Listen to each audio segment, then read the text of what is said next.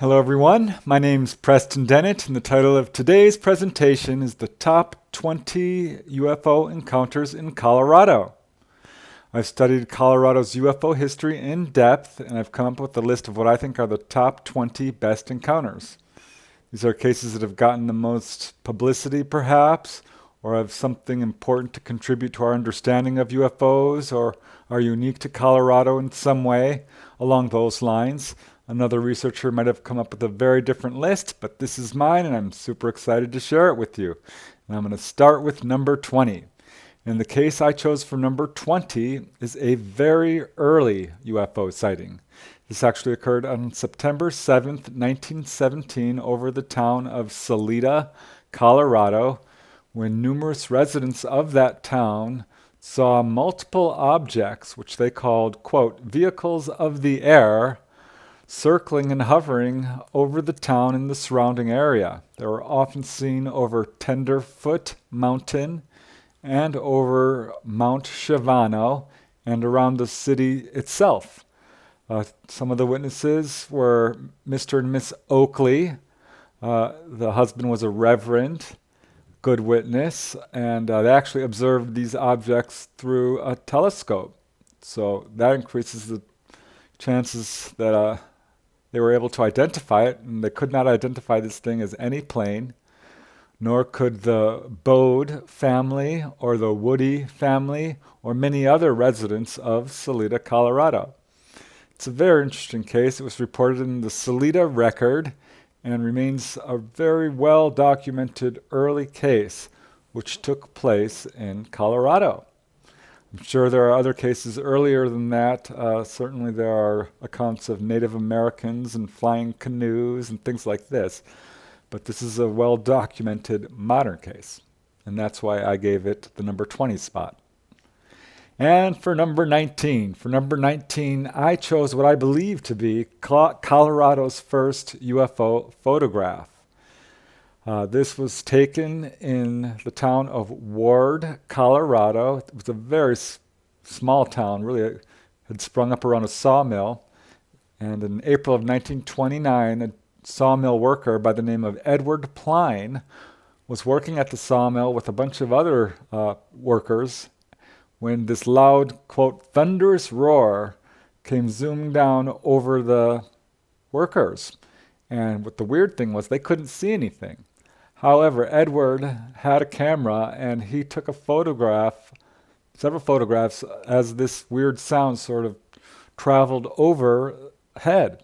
And when he got the photo developed, it showed what clearly is some sort of solid object in the sky, a round, almost saucer-shaped object.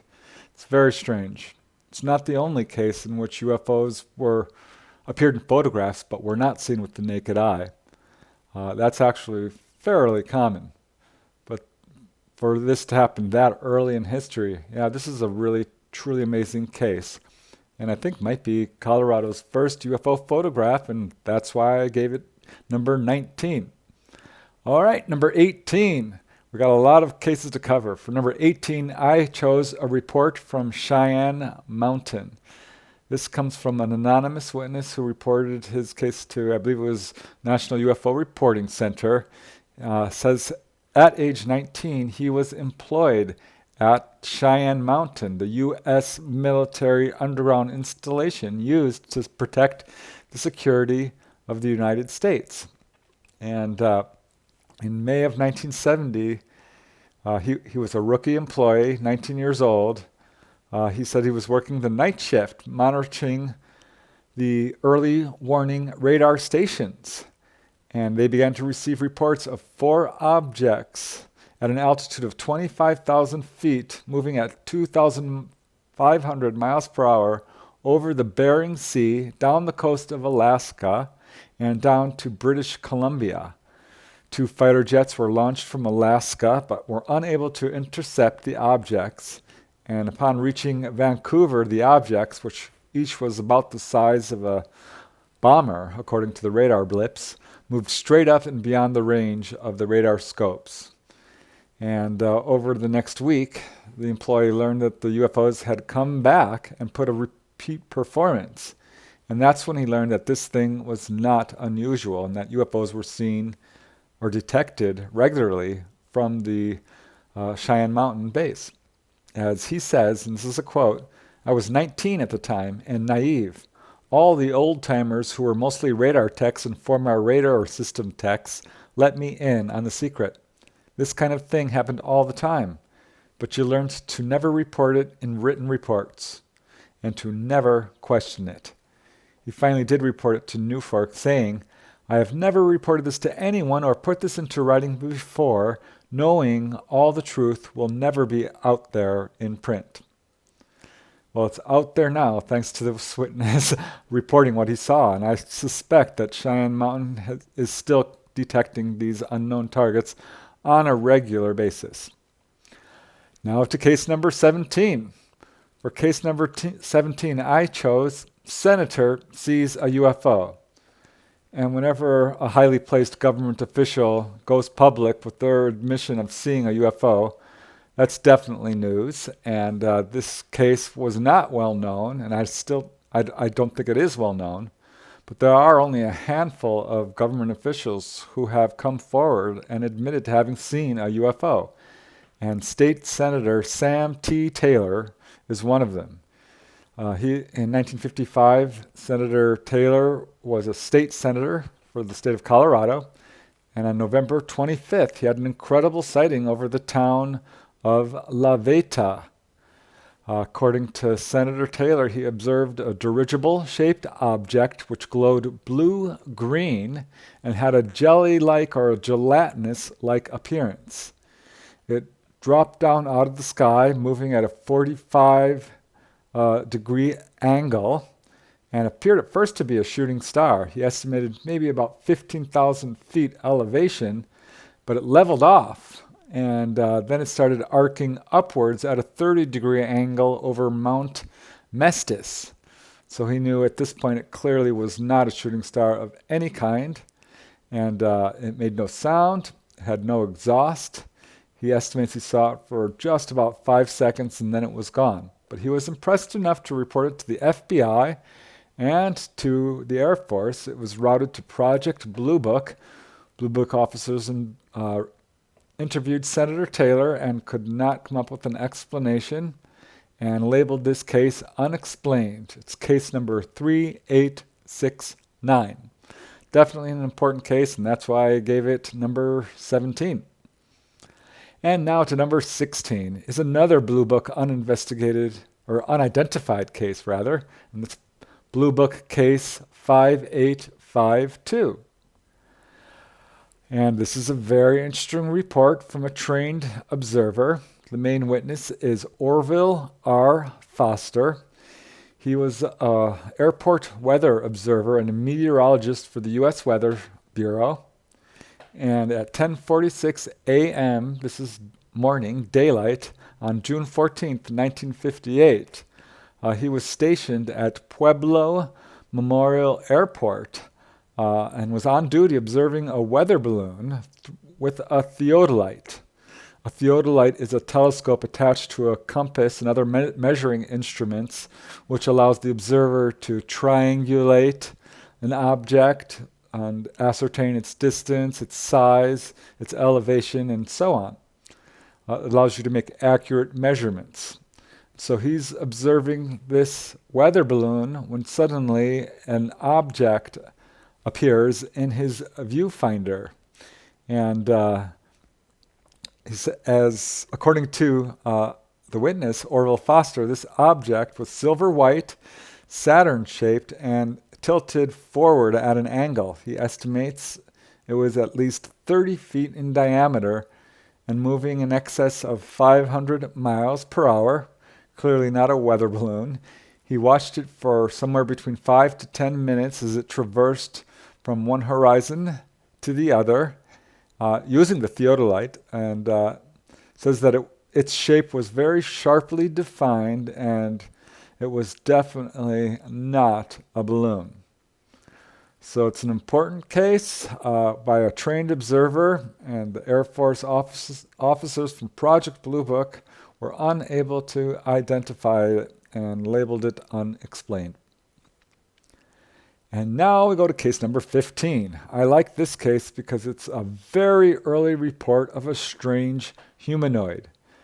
Humanoids seen before 1950 are extremely rare, and yet this case dates to 1931, and it comes from a ranch about 8 miles southwest of the town of Holyoke. So I call this case the Holyoke humanoid. And as the witness says, and I'm quoting, "In the winter of 1931, I saw a flying machine as I was riding on a horse in a draw of a pasture. I was 17 and I was checking on cattle after a snowstorm. I went over a small hill and down to a draw that was about 25 to 30 feet deep. I looked up to the west and saw an elongated oval-shaped flying machine in the air. It was aluminum in color and a door was transparent, like glass, opened. A man appeared that looked human but was not as tall. He looked down at me, and he had a uniform on that was darker than he was." At this point, the witness says that his horse stumbled and he was forced to look away, and when he looked back, the object was gone. And in 2004, more than 70 years after this incident, he realized or concluded that he had probably seen a UFO and an occupant and reported his case to the National UFO Reporting Center. The director of Newfork, Peter Davenport, spoke with the witness, and as he says, I'm quoting, "We spoke with the witness at length, and he seemed to us to be exceptionally reliable and credible." So there you go, a very early case of a strange humanoid, very rare, and that's why I included it here. And now we get to case number 14.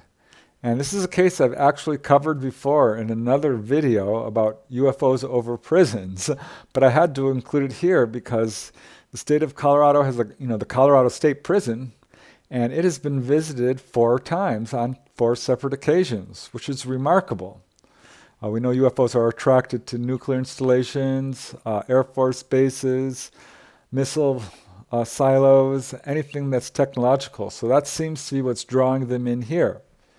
And this is just a remarkable series of encounters that sort of reveals, I think, the agenda of these UFO occupants.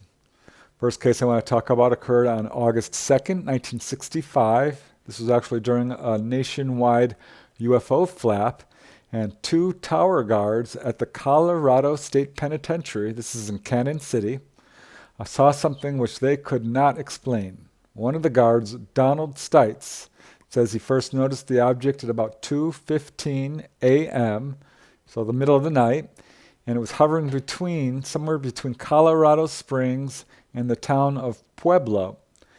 And it appeared to be a bright, glowing white object which remained stationary but would dim and brighten. And after a period of about 30 minutes, it suddenly winked out and was apparently gone. And that's how it all started. The next case occurred just 2 years later in September of 1967, and this involves multiple witnesses. The main report comes from a gentleman I'll call Nathan, that's a pseudonym, but Nathan was camping with 2 of his cousins on the western side of the Preston Mountains in the San Luis Valley when all 3 of them saw this very bright object come zooming down out of the sky. It split into 3 different pieces and then changed directions and moved to the east over to the eastern side of the Crestone Mountains, which is where the Colorado prison is. And this is where it gets very interesting. At this point, they thought the objects were gone. They did some inquiries and called the local sheriff's station, couldn't find any other witnesses, but found a newspaper report the next day. There was an article in the newspaper about the sightings over the Colorado prison. And it turned out that on that same night that they saw these UFOs, the Colorado Highway Patrol and local police saw 3 lights hovering over the Colorado prison. And they had chased the lights for more than 2 hours. At some point, they feared there might be some weird prison break, and they called in off-duty guards. And According to the article, says Nathan, more than 300 police officers observed these strange lights on that night. And the prison officials were so concerned they actually contacted nearby Peterson Air Force Base to report the ongoing sighting as it was occurring. And Peterson told them that they located the objects on their radar scopes and also had visual confirmation. And so at the request of the Highway Patrol, they launched two F-106 interceptors. And as the interceptors approached the target, the lead pilot radioed back to the base for permission to shoot at the objects, to fire his weapons. And at that exact moment, the three objects zoomed upwards at high speed. The jets tried to follow but could not keep up, and the objects disappeared straight upwards and presumably into outer space. So Nathan and his cousins each got a copy of the newspaper article, which they since have not been able to locate. But as Nathan says, none of us have ever taken drugs or had enough alcohol to impact our judgment, even though we are all over 50 now. I have a security clearance and still work for the U.S. Air Force. One of my cousins is now a lawyer, and the other is an emergency inhalation therapist and an ex-Green Beret. So these are all pretty credible witnesses who, at least now, do have training in terms of identifying aircraft. And that's just the second case. There are more to follow. Some 11 years later or so, in August of 1976, there was another sighting. A correctional officer was performing tower duty at Colorado State Prison when he saw an oval-shaped disc about 100 feet in diameter arrive from over the nearby mountain ridge about 200 yards away. He said it made a low-pitched humming noise and moved at a very slow 20 miles per hour. So clearly not a plane or balloon or helicopter or satellite or anything conventional. This was quite close. 200 yards away is not far. The officer marked the event down on his shift report and afterwards reported it to the Cannon City Police Department. And he says that it physically and emotionally affected him for some time afterward. And as he says, this took a while to process as it was strange to see. The sighting did leave me somewhat disoriented and with poor sleeping for about 2 weeks. And once again, it's not the last case in this area. Another case occurred much more recently on January 10th, 1998, when a corrections officer at the Cannon Prison was returning the inmates to the tool shed so they could return the tools, and then he would return them to the prison population. And he had an inmate right next to him when they both looked up and saw something very strange. It was, as they said, a very large sphere, chrome in color with 3 brown spots on the side. This report actually comes from the prison guard, and he says it hovered very high up there. It appeared to be about 60,000 feet, he's estimating, and gigantic. It had to be at least the size, he says, of 10 full-size jet airliners. So extremely large. And as he says, the inmate and I just looked at each other and said, "What in the hell is that?" To this day, I have no idea what it was. So this is a very strange and kind of revealing cluster of sightings, which I think have something to say about the UFO phenomena. And that's why I included it here. And now we move to case number 13, which I call the Denver UFO wave.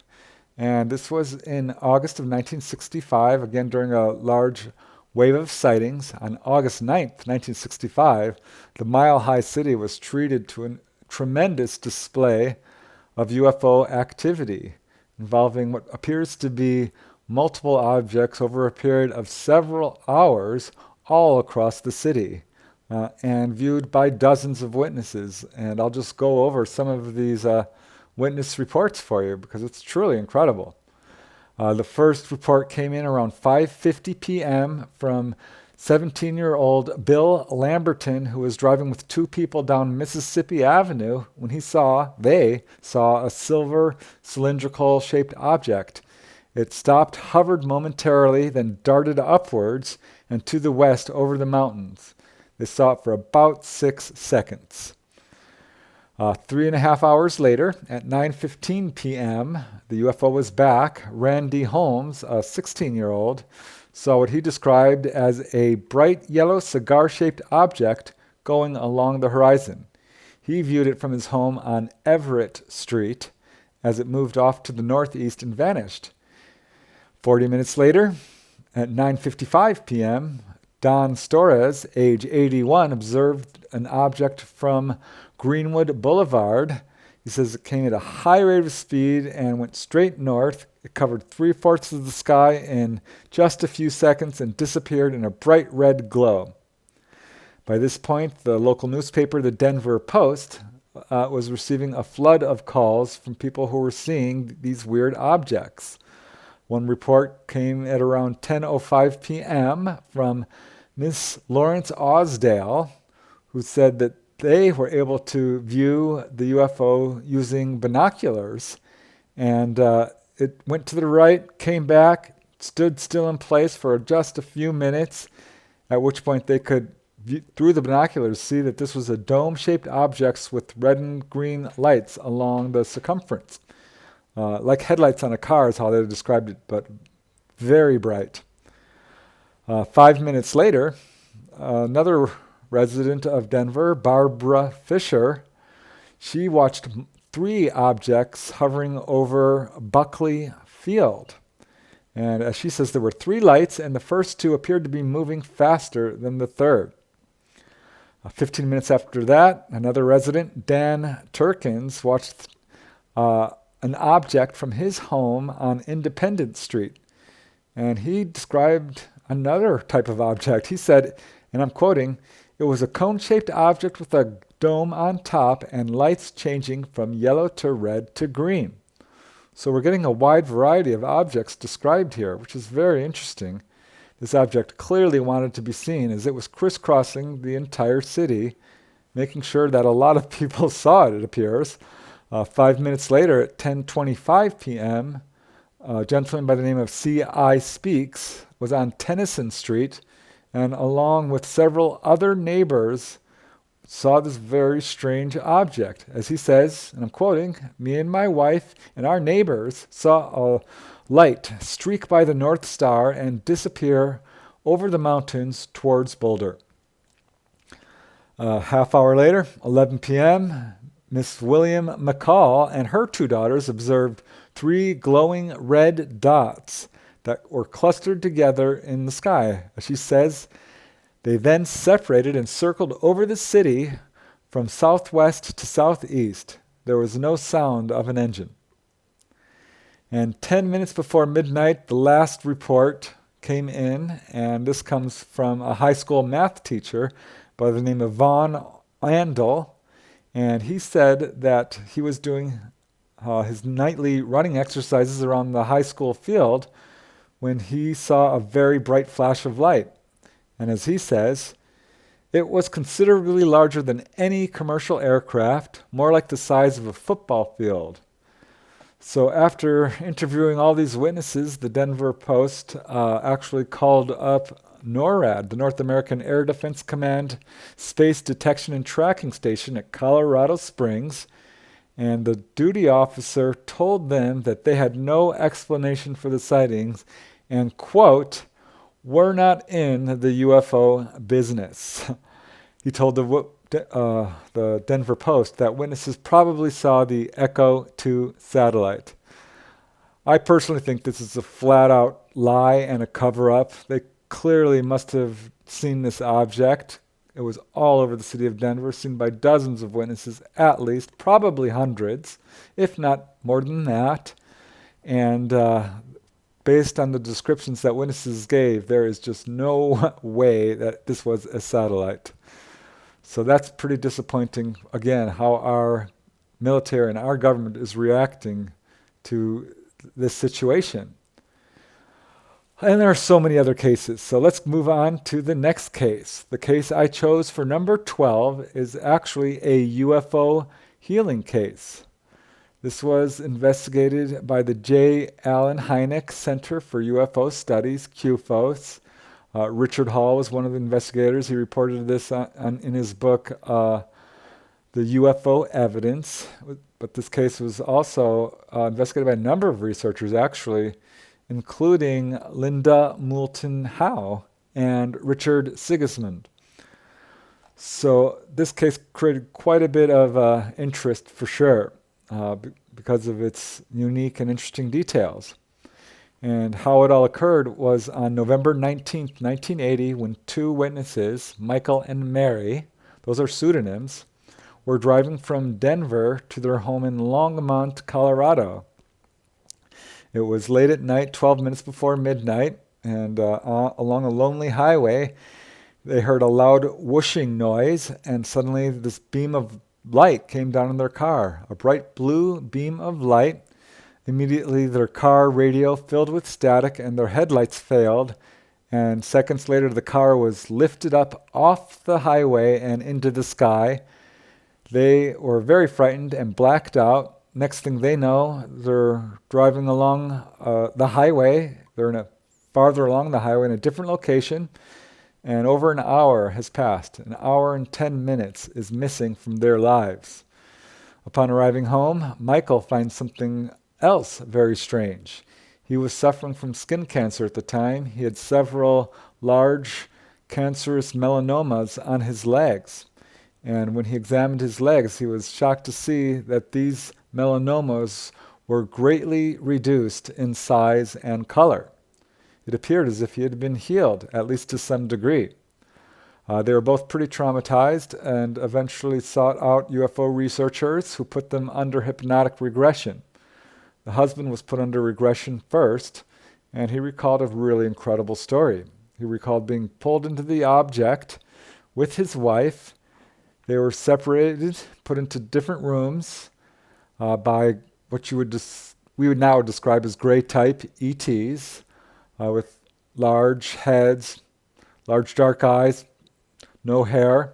They were wearing shiny gold jumpsuits and spoke telepathically. They took Michael to one room. He said it was very bright. They laid him out on a table, and he was examined by this floating light. And they then began to extract memories from his mind, from his brain, is what he said he felt was happening. He did not think that this was a fun experience by any means. It was pretty scary and traumatic, at least as he recalled it under hypnosis. And later his wife Mary also underwent hypnosis, and she recalled the same thing. And she also felt that this was not a positive experience for her. As she says, the examination left her feeling very violated, and that they were treated very much like lab rats, I guess is how you would put it. Not a particularly benevolent encounter, despite the fact that Michael was apparently at least partially healed of skin cancer. This is one of many cases of people who have been healed, and there are others in Colorado, actually. So that's why I included this case. I think it's a pretty important case. And now we move to case number 11. And this is a very interesting case in which a meteorologist photographs a UFO. This occurred on March 22nd, 1967. The witness is Robert Rinker. He's a professional meteorologist, and he was working on Chalk Mountain. He worked at a weather station on Chalk Mountain as a field technician. And this is located near the town of Climax, Colorado. And the station is located at 11,000 feet, so pretty high up there. And he didn't see anything unusual when he decided to take a photograph of the weather station. But when he developed the photograph, he was shocked to see a very, very large metallic disc with a dark center ring hovering next to the station. It was clearly artificial and not an aberration on the photograph, and he had no idea what to make of it. So he reported it officially, and this was reported to Blue Book, and the disk appeared to be hovering about 100 feet above the ground and covers at least a quarter of the view, the field of view within the camera. So it's an important case for sure of a UFO that appeared in a photograph. And once again, we see that it wasn't visible when the photograph was taken, at least not to the naked eye. Which brings an interesting corollary to our next case. Now we get to the top 10. Things are getting exciting. For case number 10, I chose a case which I call the invisible UFO. And this actually comes from Major Donald Kehoe, one of my favorite pioneering researchers who really worked hard to end the government cover-up and reveal the truth about UFOs, wrote a series of best-selling books. And it's thanks to him that this case is being talked about today. I don't think it's super well known, but it should be because it has some very interesting and profound implications about the UFO phenomena. What's really interesting about this case is it appeared in the files of Blue Book and the Condon Committee, which really surprised Air Force officers because they were sure that they had marked it secret. So somehow it slipped through the cracks and got reported to the public, and I can see why they wanted to keep it secret, and you will too once you get these details. This occurred at the Colorado Springs Airport, and how it all began was on the evening of May 13, 1967. Radar operators at the Colorado Springs Airport were startled when their scopes at two different radar stations showed that an aircraft was approaching the airport. However, visually, no aircraft could be seen. The radar scopes showed solid images of this craft of some sort as it flew right over the airport at a height of only 200 feet, very much like an F-100 or an F-104 jet interceptor would come in for a landing, except not actually touching down. And as Major Donald Kehoe writes about this case, according to the radar track, the UFO came to within 1.5 miles of the control tower, but the tower operators could not see it, even with binoculars. To the radar expert who investigated this case, this was the most baffling radar case on record.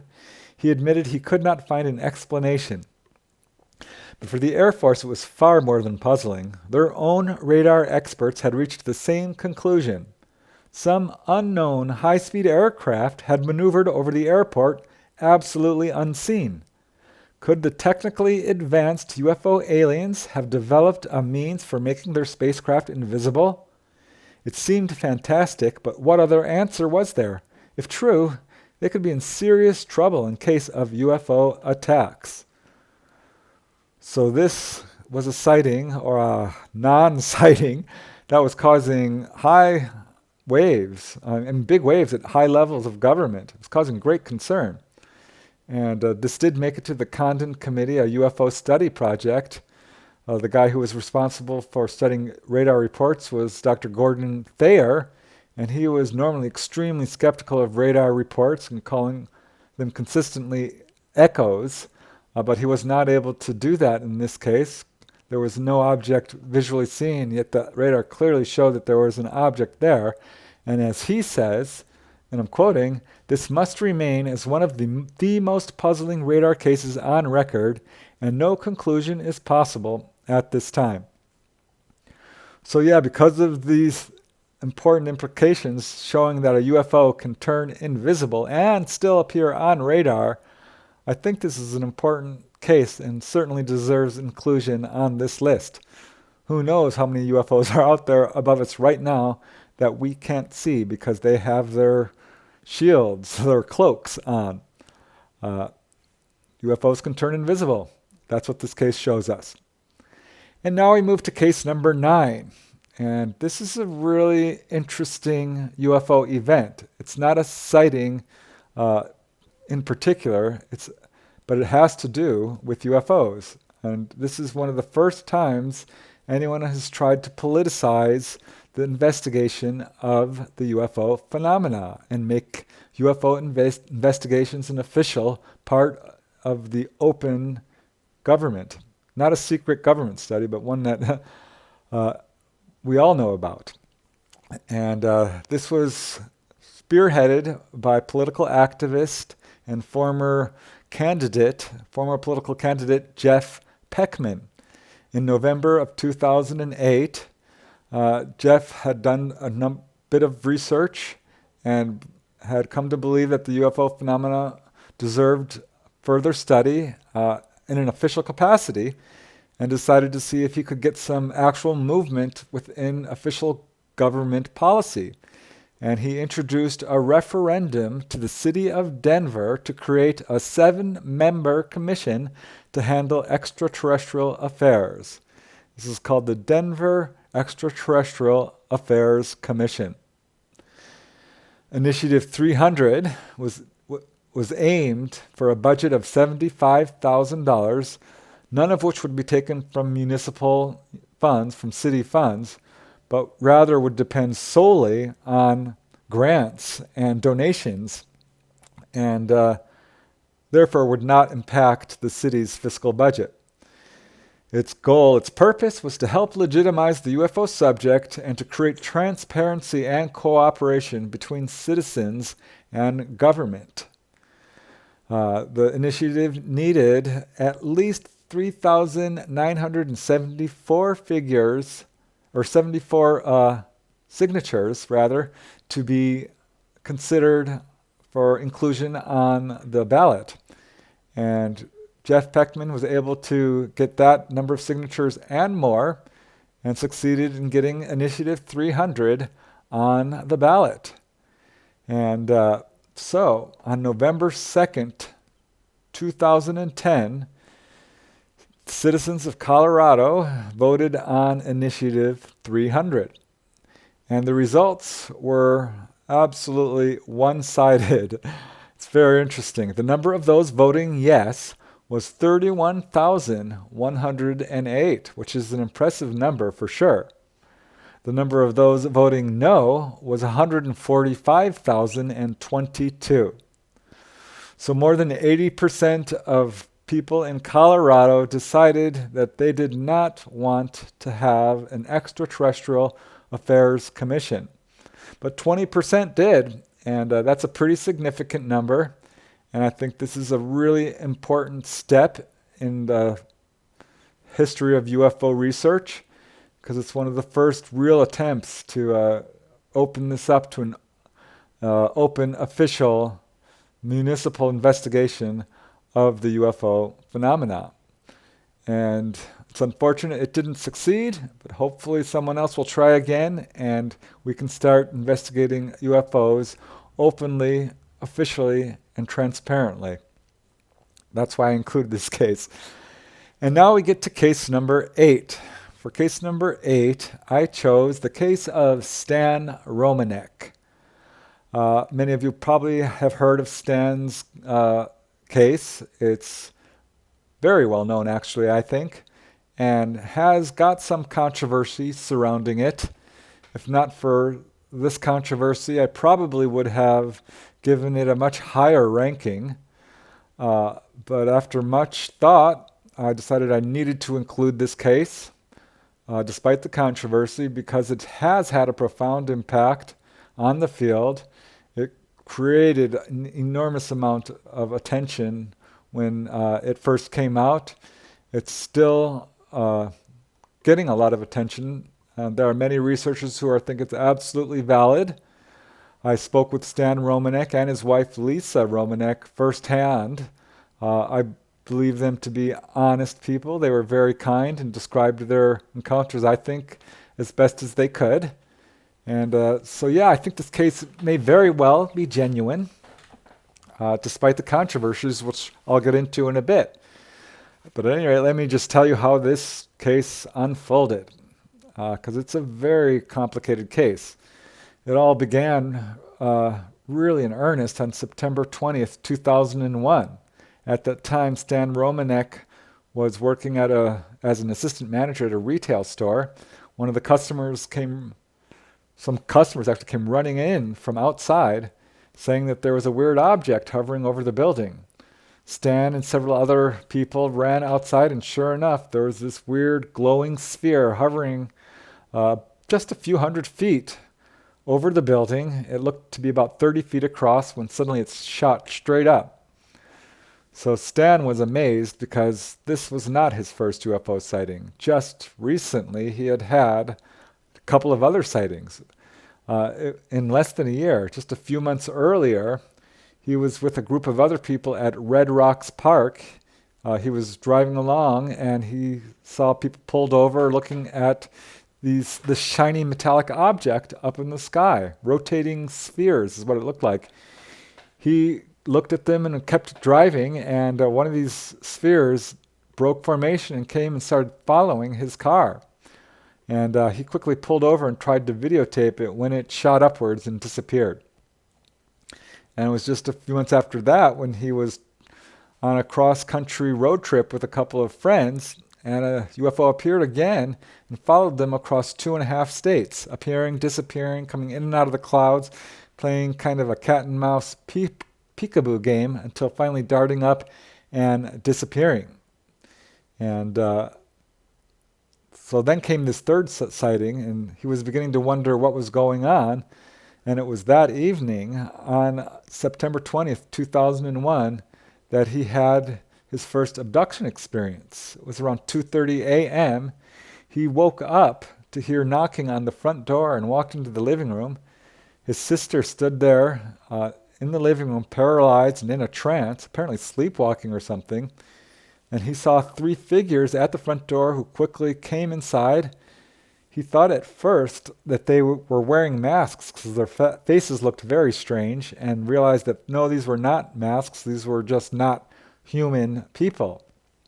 And he became extremely frightened and blacked out and woke up the next morning and found strange scoop marks on his back and marks on his abrasions on his ankles and his wrists, as if something had held him down. He was pretty upset. He talked to his sister. His sister reported that she had had a very strange dream. She dreamt that 3 people knocked on the front door, and she answered it, and they were strange figures dressed in pinstripe suits, is all she remembers. Next thing she remembers, it's the next morning. So this is a very strange case for sure, and this is how it all sort of began for Stan Romanek. And it was clearly not a dream because he had physical marks, and his sister also remembered part of it. So following this, more strange stuff happened. 2 days later, a strange ball of light went through their house. 1 week later, he saw a UFO following his car. He pulled over and began filming it. A crowd of people were gathering and were also watching this object until it finally darted away. Stan released his footage to the news media, and it wasn't long after that, they played it, and he started receiving phone threats. And when weird activity continued, he eventually went under hypnosis, and to that initial UFO abduction event in his bedroom. And under hypnosis, he recalled being taken into what appears to be a craft and physically examined by what we would call gray type ETs. He was clamped down by his wrists and ankles on this table, and the ETs physically examined him. He asked them a bunch of questions, but they told him, everything's okay, you need to calm down. And after examining him, they said that something significant is about to happen to our planet, and that he needed to know what it was. And they filled his mind with images of horrific natural disasters, of hurricane-force winds so strong that they scoured the roads and highways off the earth, of tidal waves that would cover entire cities, fires burning all over the planet. To Stan, it looked like the entire planet was in convulsions of disaster after disaster. So it was a pretty scary message, which sort of shook him to the core. It was not long after this that Stan began waking up to find that he had written long, complex mathematical or algebraic symbols on sheets of paper or on the wall. And he had no memory of doing this. He apparently did it in his sleep. He was also observed by his family doing it in trance. So this was very strange. And he later found out that these were not meaningless symbols. They were accurate, actually, and related to astrophysics or represented actual chemical elements. So that was strange. And at this time, his wife Lisa began receiving secret letters from an informant. More balls of light were seen darting around their house. He began writing more equations. More abductions began to occur. On November 17th, 2002, he woke up locked outside of his home. He had to bang on the door to get in. And he had a lot of pain. He had a bloody nose and scoop marks on his back. There was weird impressions in the grass. He went to the doctor the next day, and the doctor was shocked. He says it looked as if his rib had been cut and reset, but there was no sign of any incision. Stan and his wife took samples of the soil where this object had apparently landed, because they could see where this weird circle mark, and they sent it off to a scientist who said that it appeared as if this soil had been exposed to high levels of a microwave-like energy. So in the months that followed, they saw more UFOs. In April 2003, things moved up to a new level when Stan saw a figure peering in through his window. Each time he looked, it would dart away. And after it happened 3 or 4 times, he decided to set up some cameras and let them just go running while he wasn't there. And after reviewing the footage, he was shocked to see what appears to be a gray-type ET peering into his window.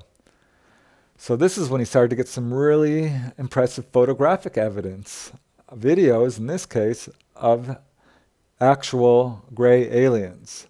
Later he would get further photographs of ETs peering in windows or outside his deck, and things like this.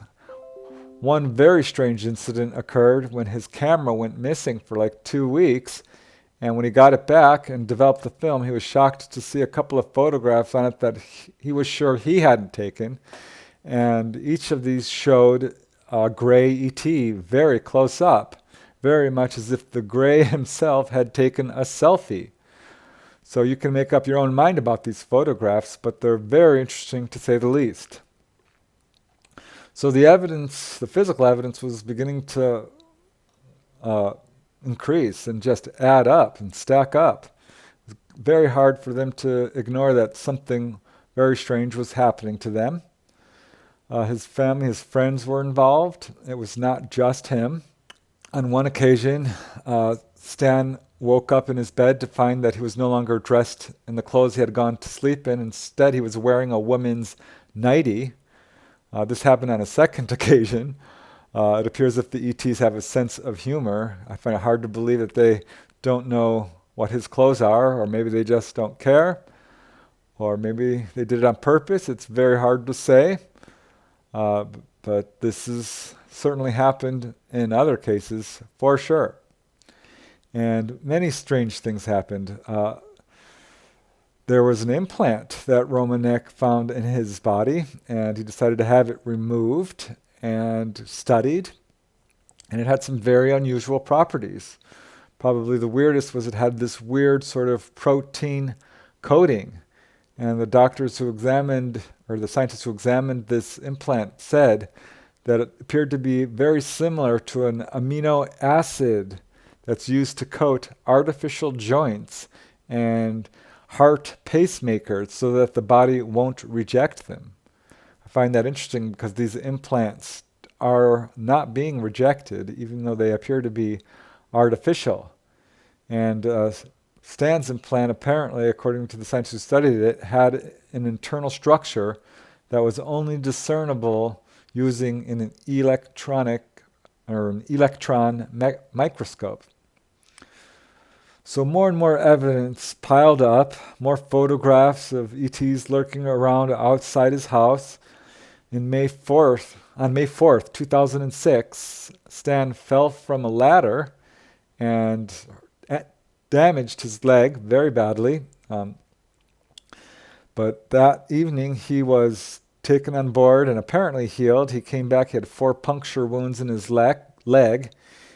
He had gone to the doctor. The doctor said he's going to need an operation, but he went to the doctor anyway, and the doctor says that no operation was now necessary as his leg appeared to be almost perfectly healed. And he had no more problems with it afterwards. So he had all kinds of problems, Stan, with government surveillance, phone threats, and his case was beginning to garner more and more attention. Many UFO researchers have declared his case genuine. Dwight Connolly published it in his book, The World's Best UFO Cases. And he's not without his debunkers, some who think that Stan has faked these videotapes and photographs, but none have been able to prove it. None have been able to find any evidence of a hoax. So the case has definitely got a lot of evidence to support it in terms of landing traces, medical evidence, multiple eyewitness evidence, photographic evidence, both still photos and videotape, and more. So this case is hard to just dismiss away. Stan began receiving channeled messages warning again of future disasters. ETs told him at some point there's going to be a dramatic shift in human consciousness in the way we actually think. So that's kind of interesting.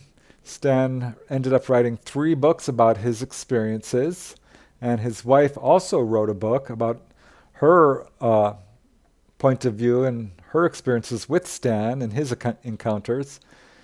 And it's truly an amazing case, but not without controversy. There is, I believe, a videotape circulating on the internet which shows what appears to be Stan faking throwing an object and then saying that it moved by itself. I'm not sure about this. You'll have to make up your own decisions on that one. But it definitely sort of creates a little bit of a question mark there. But of even more concern is what happened in 2014 when Stan Romanek was arrested by the Department of Homeland Security for child pornography. According to the case that went to trial, he had in his possession 20 images, which were illegal. Stan denies this, and his family, his wife, his friends all support him and believe him when he says that this was not done by him. They believe he was framed. They believe he's part of a smear campaign by the U.S. government to discredit him and to discredit his UFO encounters. At any rate, it had the desired effect. It pulled him out of the UFO scene, and he was found guilty on 1 count. The other was dismissed, and he was sentenced to a halfway house, and I believe served out his term. Last I heard, his health is suffering badly, and he is withdrawn pretty much entirely from the UFO scene. So whether or not you believe this case is genuine, if the photographs and videotape are real or not, you would have to explain the multiple eyewitnesses, the physical evidence, the healing evidence, the implant evidence. I suspect the case is probably genuine. I'm not really in the perfect position to make that conclusion solidly. So I would suggest, if you're interested in this case, check out his books. They're very interesting for sure. And I think this case is definitely worth checking out and deserves inclusion on this list, despite the controversies that do surround it. All right, now we move on to case number 7. And case number 7 is not a UFO sighting or landing or a crash retrieval, but it's about a UFO crash retrieval. I call this case a very unusual UFO lecture. And how this all began was when Frank Scully, a mainstream journalist, decided to tackle the UFO subject and wrote one of the first books about UFOs. It's certainly one of the first UFO bestsellers in the United States, and it's largely about UFO sightings, but mostly about UFO crashes. According to Frank Scully, he befriended a gentleman by the name of Silas Newton, who was friends with a group of scientists, and one scientist in particular who had worked on a UFO crash at Aztec, New Mexico. Frank Scully's book, Behind the Flying Saucers, was the first book to mention UFO crashes and covered the details of what he had learned from this scientist who was involved in this UFO crash in New Mexico. So why is it on this list here in Colorado? It's because of what happened on March 8th in 1950 at the University of Colorado in Boulder. So what happened was George Kohler, a nearby radio guy, had coordinated to get this scientist to speak before a group of students at the University of Colorado. This was going to be a science lecture for a group of about 80 to 90 students, and the witness would talk about what he had done in his research with this crashed saucer. And the only reason they were going public is because Silas Newton and this scientist, who we now know to be Dr. Lee Gebauer, believed that the government was going to go public with the UFO phenomena and disclose what they knew in just a few months. So that's why they agreed to do this lecture. Right before the lecture was due to take place, however, the scientists pulled out, and Silas Newton agreed to go in his place and give the UFO lecture. The lecture, which was designed for less than 100 people, 100 science students, ended up attracting more than 350 students from all across the campus. Word had spread, and a large number of teachers, professors, showed up as well. There was standing room only as this lecture began. Nobody was given the identity of Silas Newton. His identity was left a mystery, but he described how he had coordinated closely with who he called Dr. Gebauer, and talked primarily about the Aztec UFO crash. And according to Silas Newton, as reported by Frank Scully and Dr. G, this was a very interesting UFO crash, probably not even a UFO crash as we think of it. In this lecture, Silas Newton talked actually about 3 saucers that had been captured by the government. According to him, these 3 saucers held a total of 34 humanoids, each about 3 feet tall with fair complexions, all bald except for a light peach fuzz. They had perfect teeth, and each wore identical uniforms and caps that had no insignia or markings. A uniform from one of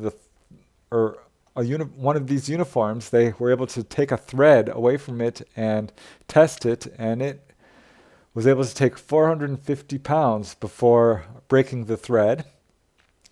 And one of the craft, which we now believe to be the Aztec UFO craft, held 16 burned bodies. The second craft also held 16 bodies, and the smallest craft held 2. The scientists believed that the humanoids found inside were extraterrestrials, but could not determine their exact origin. The metals of the craft also eluded them. One was very light and stood more than 10,000 degree temperature and could not be penetrated by a diamond-tipped drill. And on board the saucers were all kinds of weird instrumentations, which the scientists believed were used largely to measure or channel magnetic lines of force. They believed that's how the craft was powered. The Aztec craft was largely undamaged. It had only one small hole in a porthole, a sort of a pencil-sized hole, which apparently caused explosive decompression and forced a controlled landing. But the craft itself was not damaged in any other way. All the other two were damaged. But they found many strange things on board. They found what appeared to be a sleeping quarters, what looked like a bathroom. They found containers containing heavy water, ionized water, and what appeared to be highly concentrated food tablets. The smallest craft held only 2 seats and a small instrument panel. And so this is basically what Silas Newton related. He talked about the Thomas Mantell incident as well. Silas Newton said that the largest craft was 99.9 feet in diameter, the second one was 72 feet, and the smallest was 36 feet. They didn't find any evidence of weaponry aboard any of these craft. And that was pretty much the gist of what Silas Newton related. But as Frank Scully says in his book, Behind the Flying Saucers, Silas Newton, quote, delivered what was probably the most sensational lecture about this Earth or any other planet since Galileo said, it moves.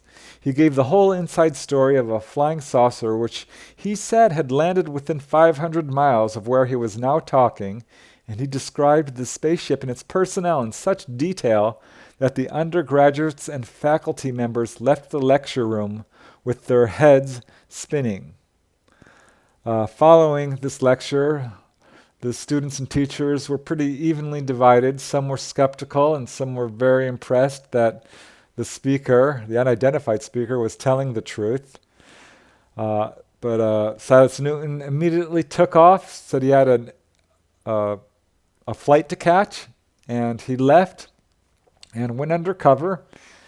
And according to Frank Scully, the Air Force was pretty upset about this UFO lecture because it hit the media waves. A tape of the lecture was circulating. Frank Scully listened to it, and other people allegedly heard this tape. The notes that Silas Newton wrote on a chalkboard were actually preserved, and you can see a copy of them today in the book, The Aztec Incident by Scott and Susan Ramsey, who have studied this incident in detail. And there were several articles published in newspapers about this lecture because it was creating a furor within the campus and beyond. So there's no doubt that this lecture did actually happen at the University of Colorado. And apparently the Air Force was not happy. According to Frank Scully, they spared no effort in trying to track down the identity of Silas Newton, and did eventually figure out who it was, but they were taking the passenger lists of every flight that had left every airport that day in their efforts to figure out who this could be.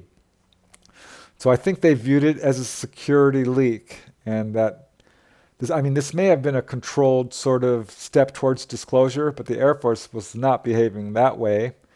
And according to Frank Scully, they were very upset about it. In fact, Ed Ruppelt told Frank Scully directly that the details in his book were extremely accurate and caused a huge headache for the Air Force because of it. And this is certainly the first public lecture about UFO crash retrievals, as far as I know, on record. And for that reason, I think it's super important.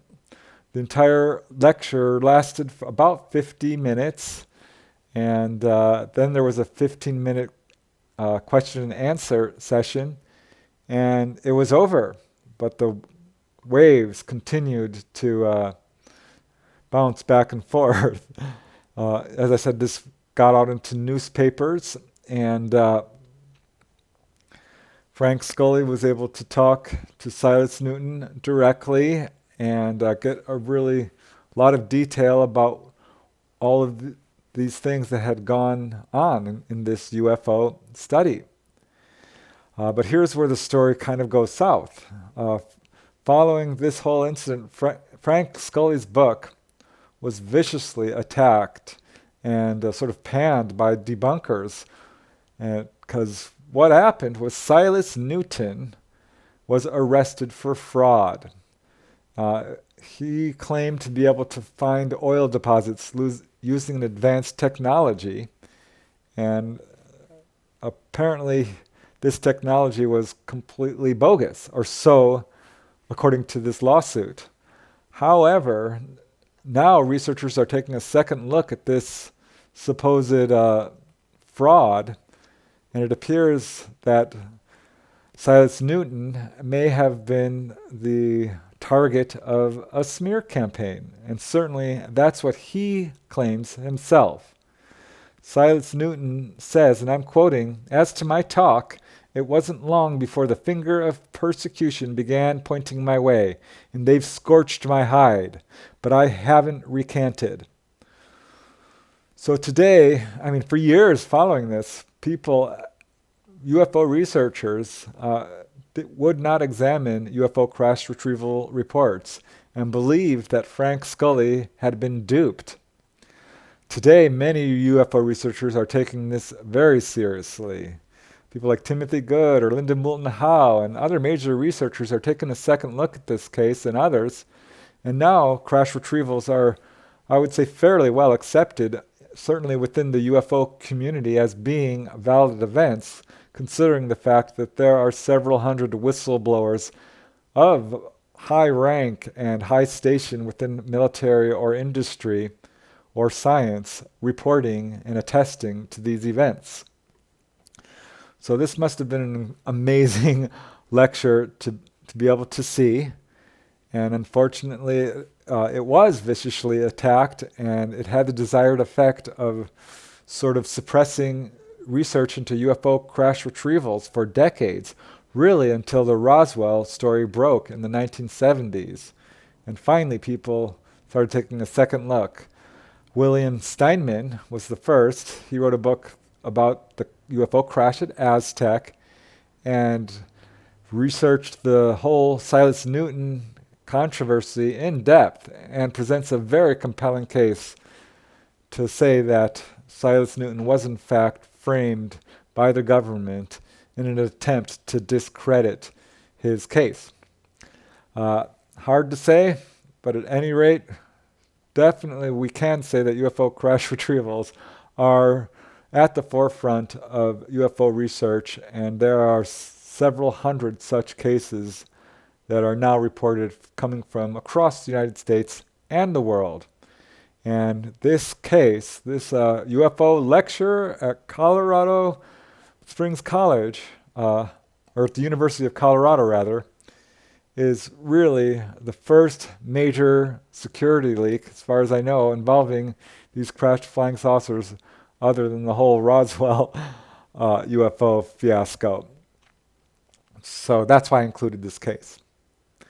And now we move to case number 6. For case number 6, I decided to include the case of Dr. R. Leo Sprinkle, Ph.D. Back in 1949, Ron Leo Sprinkle was a college student, 19 years old, at the University of Colorado in Boulder. And he and his friend, Joe Wagoner, they're both 19 years old, saw a flying saucer.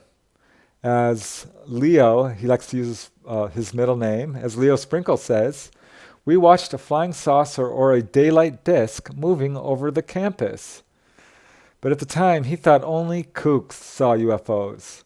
And he and his friend, although they knew they saw something, they were there together, never talked about it with anyone else except each other. They were too nervous about ridicule and had no idea what they had seen, so they kept it private.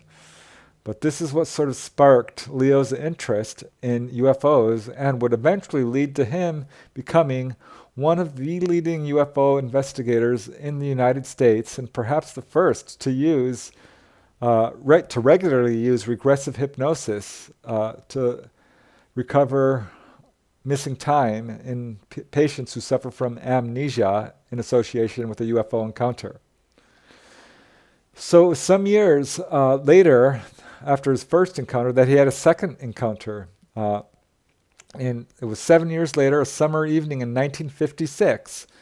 And he had graduated from college. He had had 4 years in the Army and had returned to the college to complete graduate school.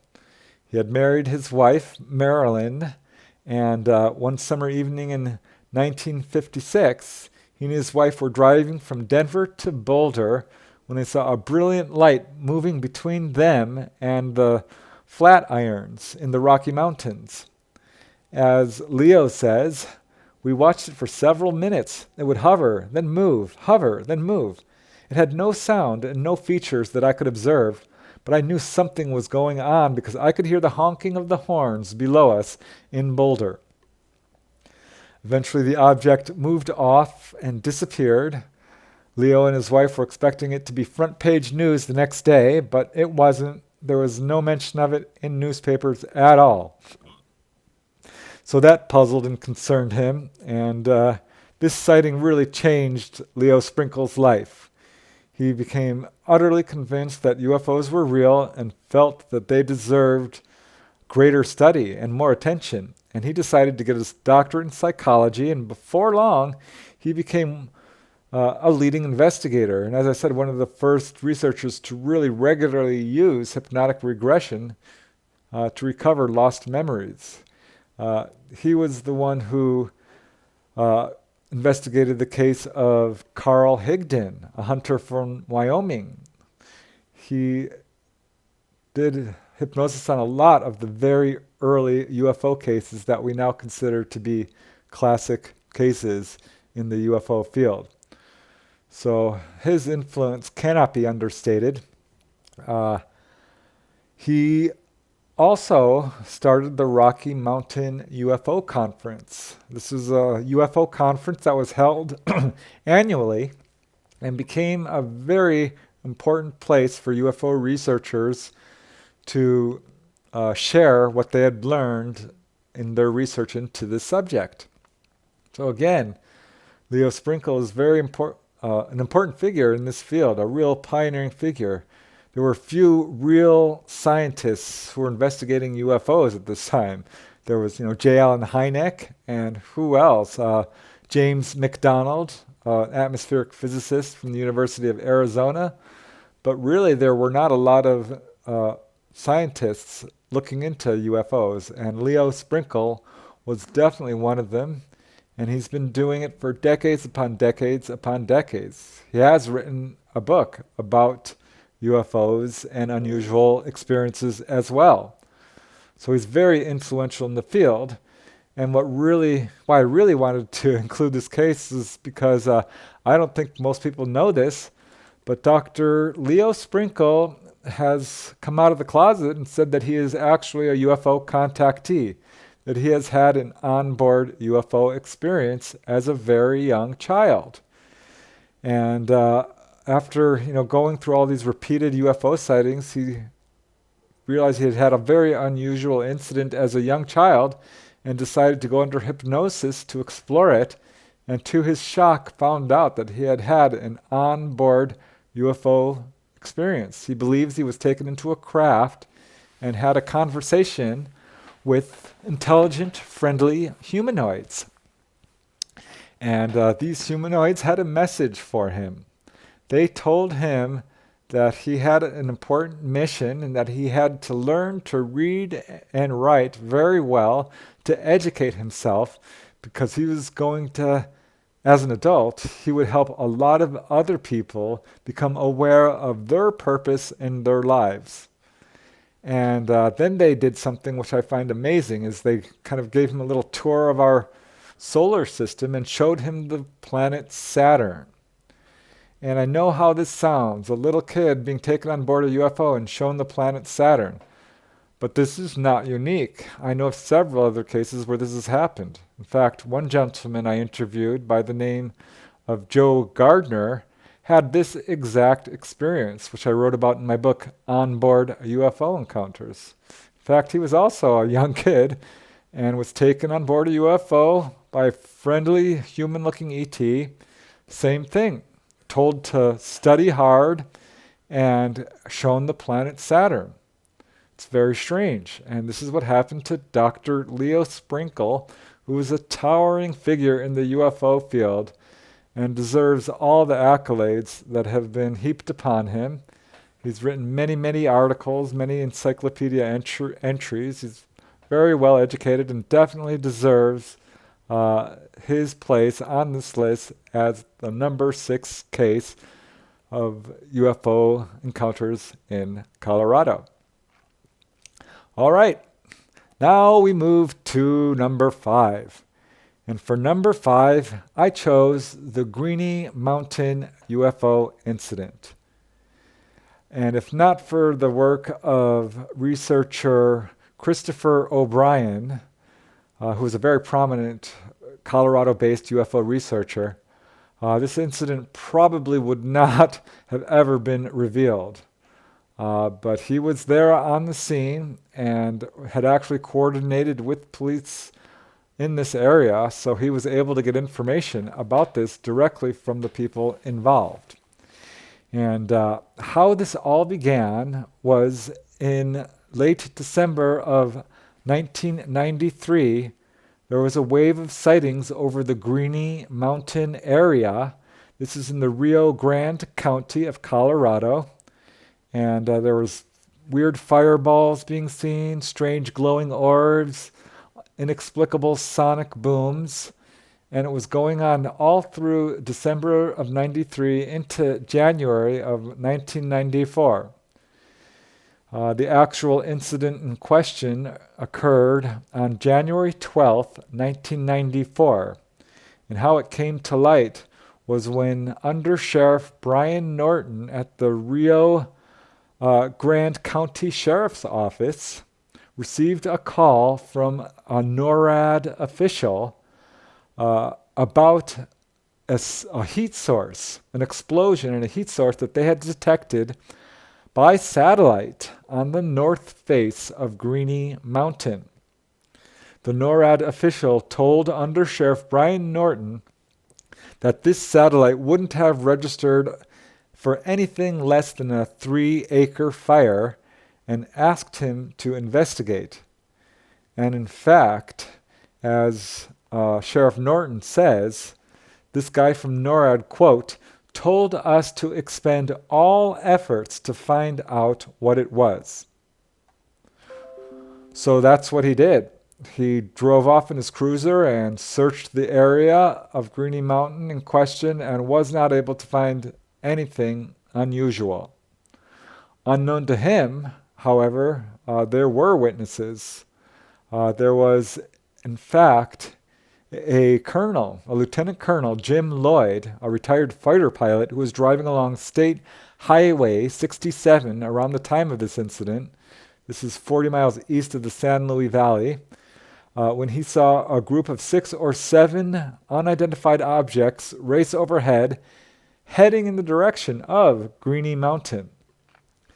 So meanwhile, Sheriff Norton began his investigation. He started calling local airports, asking if there were any airplanes in this area, any missing aircraft.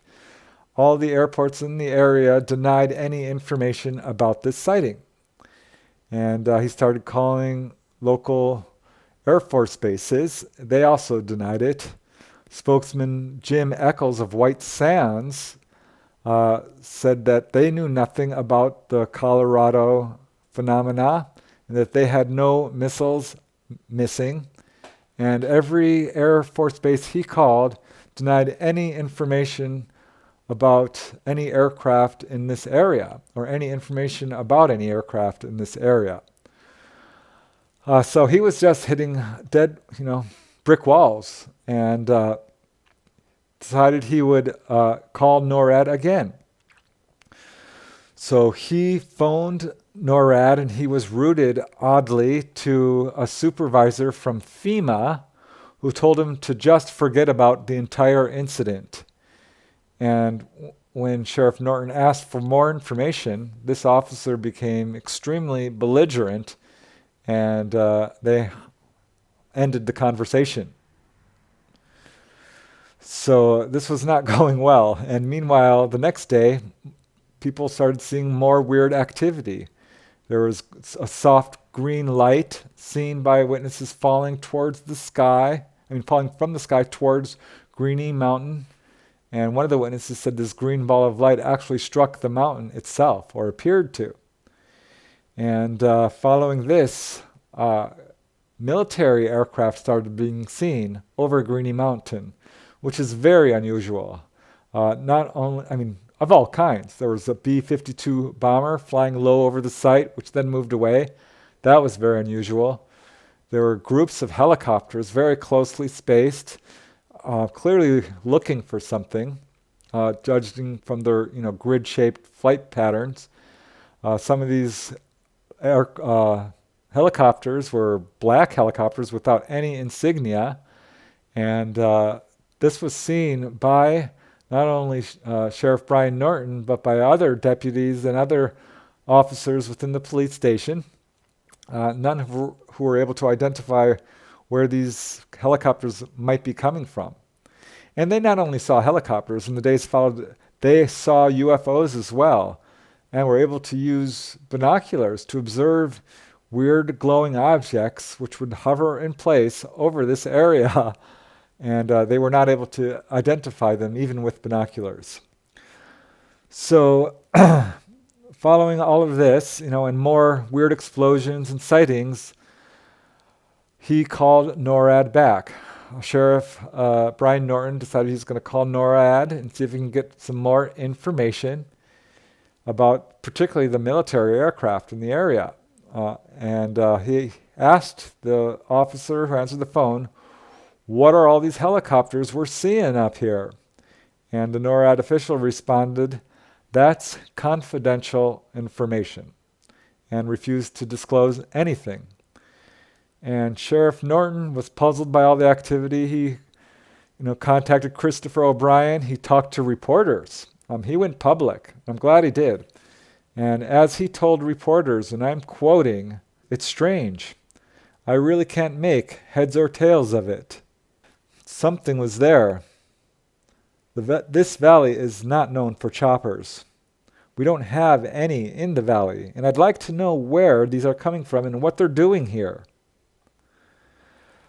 So nobody seems to know what crashed here, and nobody was talking, and this was really causing some concern for Sheriff Norton. And as he says, "At first, we were just thinking it was a downed plane or something. Then the longer it went, the story kept changing. We tried to come up with our own conclusions in this matter, but we didn't have any. We just kind of stood around, scratched our heads, and looked at the sky." So as January rolled around into February, most of the activity stopped, but information was still coming out about this incident. Christopher O'Brien was digging in a little bit to see if he could get some more information, and he certainly did. There was a lot of reports of UFOs following this incident for the next year or two, actually. There was quite a number of UFO sightings, and Christopher O'Brien was eventually able to locate a source, quote, close to the NORAD event, and who told him that in the 2 weeks following the original incident, some very strange things happened. One particularly involving suspicious deaths of people who were associated with investigating this incident. One involved a newly promoted captain at the base who was found in her garage dead of carbon monoxide poisoning. Allegedly, she had committed suicide. But Christopher O'Brien wonders about this because he learned that there were other suspicious deaths associated with this incident. This is what this NORAD source told him. This source told him that 2 other people involved in the case also died under suspicious circumstances. And as Christopher O'Brien asks, what could be so secretive as to warrant death? Well, we have seen that in some cases the government is ruthless in their cover-up. There were some suspicious deaths and certainly death threats involved in the Roswell UFO incident and with other UFO researchers and other people within government. So this is something that apparently sometimes happened. If they can't smear you or discredit you, sometimes they will take more drastic methods. So whether or not that's true, I can't say. I'm just reporting what I know about this case, which should be much more well known than it is, and that's why I gave it the number 5 spot. And now we move to case number 4. And again, this is not a proper UFO incident, but a very important event in UFO history that had an extremely profound effect on how our government handled UFOs and how the public perceived UFOs. And we're still suffering from the effects of this incident today. For number 4, I chose the Condon Committee. The Condon Committee is an official UFO government study project, which was started by the U.S. Air Force.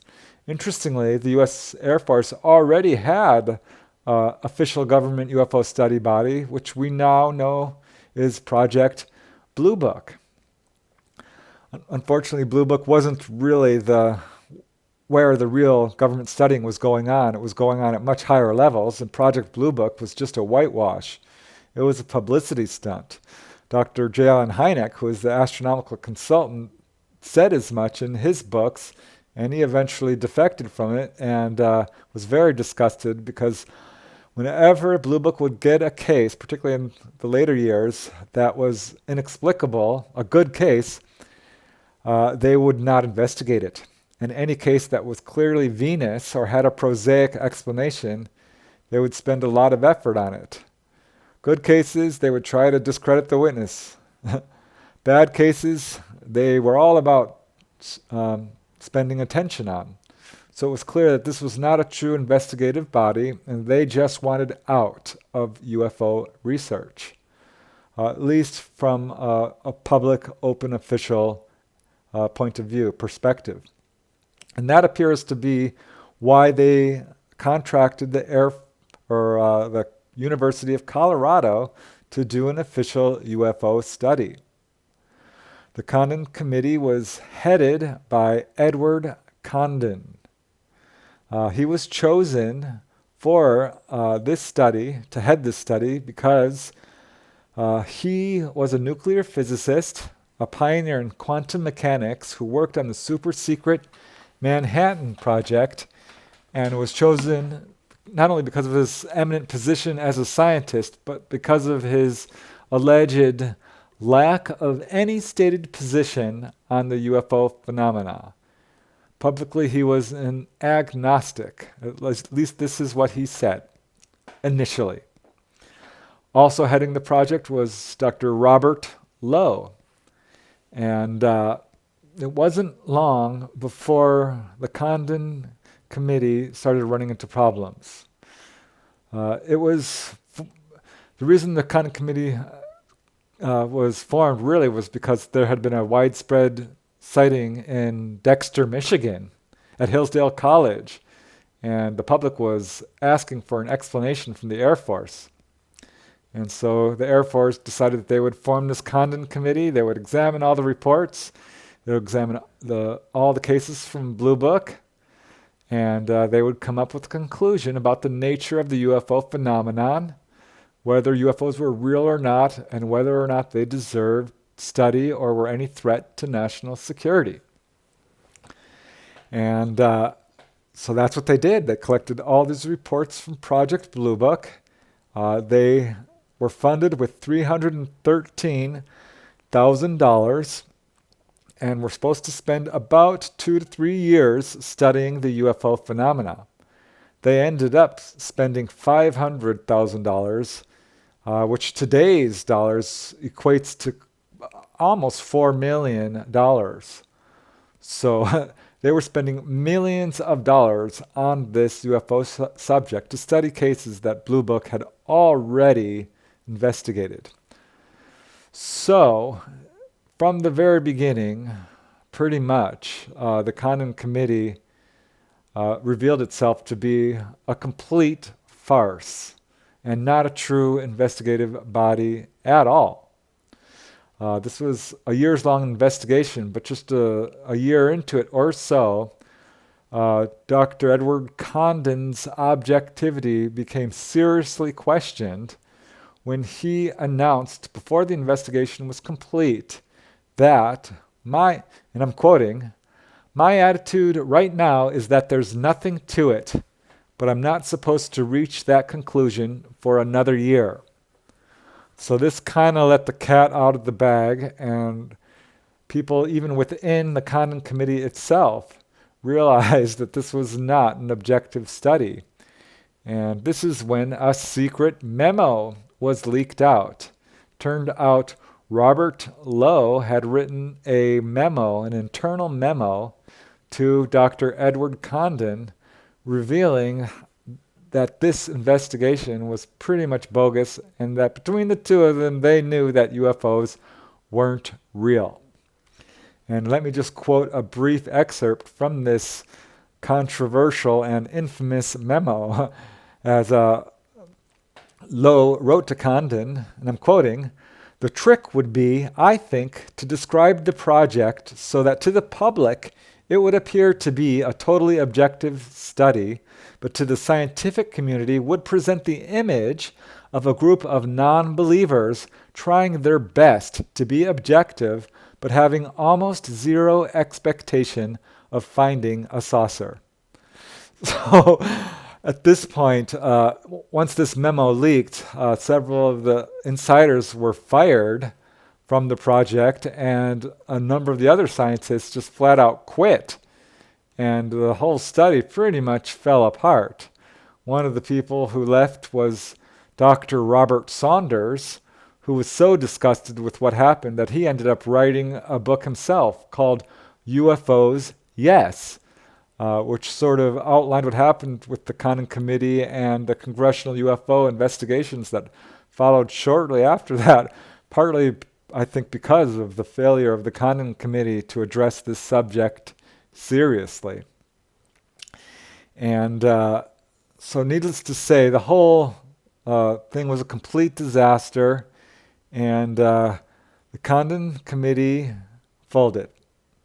On December 17, 1969, the Condon Committee stopped and concluded officially that, quote, "Nothing has come from the study of UFOs in the past 21 years that has added to scientific knowledge. Careful consideration of the record as it is available to us leads us to conclude that further extensive study of UFOs probably cannot be justified. We have no evidence of secrecy concerning UFO reports." So they basically said that UFOs aren't real, they're no threat to national security, there's nothing to it, we should just forget about them, pay them no attention, they don't exist. And to put the nail in the coffin of all this, they wrote, and again I'm quoting, "A related problem to which we wish to direct public attention is the miseducation in our schools, which arises from the fact that many children are being allowed, if not actively encouraged, to devote their science study time to the reading of UFO books and magazine articles. Therefore, we strongly recommend that teachers refrain from giving students credit for schoolwork based on their reading of the presently available UFO books and magazine articles. So, yeah, I mean, they were making no bones about it. They were saying these UFOs are not real and stop studying them. It was clear they wanted the UFOs to go away and people to stop talking about them. Almost immediately, this study came under widespread attack from numerous levels of science and government, actually. There was an article in Look magazine which was very scathing, and people all across the U.S. Really began to question the objectivity of the Condon Committee.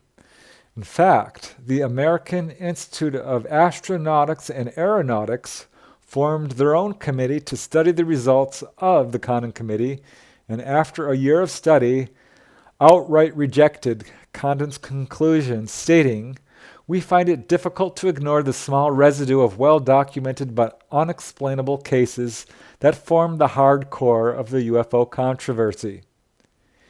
J. Allen Hynek himself pointed out that nearly 30% of these sightings that were investigated still remained unidentified.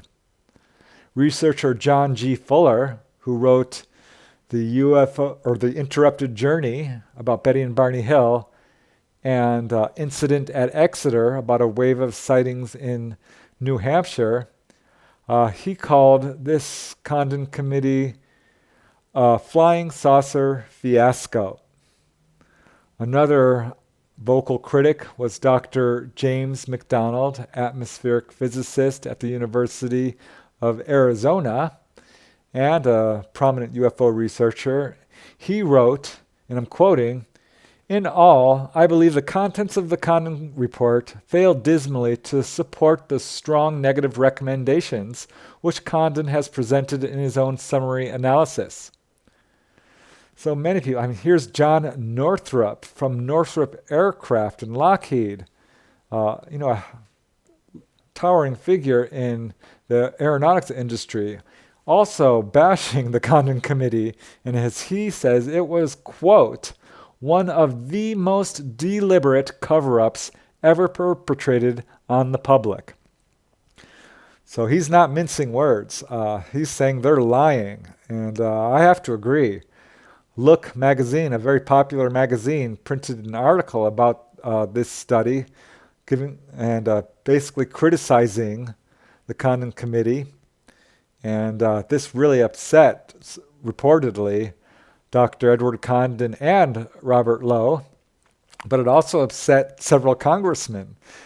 In fact, U.S. Congressman Representative Roosh wrote regarding the story in Look, as he says, "The story in Look raises grave doubts as to the scientific profundity of the project. I am recommending that we launch a congressional investigation." And he wasn't the only congressman to say that.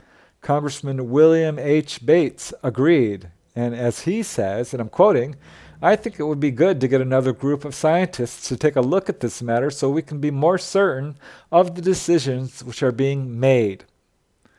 And yeah, there was actually a congressional investigation not long after this. But unfortunately, the damage was done. The Condon Committee's negative conclusions about the UFO phenomena were adopted officially by the Air Force, who, following that, used the Condon Committee's conclusions as an excuse to shut down Project Blue Book. And this basically shut down all public investigations of UFOs in regards to, the public and the Air Force. It's certain, we now know from Freedom of Information documents that the government was still studying UFOs and very interested in them, while at the same time, they were telling all of us, using millions of our tax dollars, that nope, you're wrong. What you saw doesn't exist, and you're either lying, hallucinating, or misperceiving. That's our own tax dollars at work. So the Condon Committee is a real dark spot in human history in terms of the whole UFO movement, and I think will be looked back on with a lot of regret, because this was really the wrong way, the wrong direction to approach this phenomena. And it's very unfortunate because it caused a lot of people to not take UFOs seriously. And to this day, we deal with the ridicule factor, largely because of the Condon Committee and other government UFO studies, such as the Robertson Panel or Project Blue Book. So it's very unfortunate. Thankfully now the truth has come out. And so that's why the Condon Committee, although it wasn't a good chapter in UFO history, definitely deserves its spot on this list. All right. It's been a long journey, but now we've made it to the top 3 cases. I'm wondering if you can guess what they are. But once you hear of it, I think you'll probably know about these cases because they certainly had a huge, huge impact on the UFO field. And the case I chose for number 3 is the mutilation of Lady the horse. Throughout the mid-1960s, ranch owner Harry King was having troubles with UFOs and military aircraft hovering over his property, which was located in the San Luis Valley outside of Alamosa, near the base of Mount Blanca, not far actually from the Great Sand Dunes National Monument. It's a beautiful place. I definitely recommend visiting there. I've been there myself, climbed the Great Sand Dunes. But so what happened is truly incredible. He'd been seeing UFOs for a number of years throughout the mid-1960s, flying saucers moving very low level over his ranch, B-52 bombers, all kinds of helicopters. And he complained to the Air Force about it, but that had no effect. This activity continued. And in May of 1967, Harry King was driving along a road on his ranch when a UFO emerged from a group of boulders and rose up and began to follow his car, staying about 150 feet above and 150 feet behind his car. And he stopped his car, the object stopped, he began moving, and so did this UFO. And he says it followed him for about a mile before suddenly darting away. He later learned that there were 2 other people in the area who had also observed what appears to be the same object. And it was a few months later, on September 8th, 1967, something very strange happened.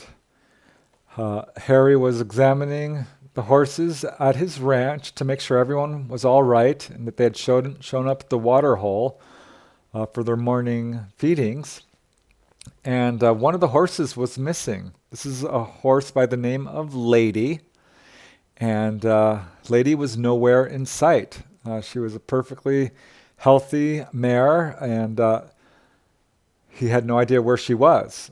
He did not actually own this horse. This horse was owned by 2 other ranchers who went by the name of Burl and Nellie Lewis, and were keeping Lady at Harry King's ranch. This is where Lady spent most of her time. So Harry was concerned, and he began crisscrossing the ranch looking for Lady, and it wasn't long before he found her carcass. It was about a quarter mile from the ranch, and he was baffled by what he saw. Lady's head was stripped of flesh, and the brain was missing, as were her spine and internal organs. Strangest thing was there was no evidence of any blood. He couldn't find any tracks around the animal either.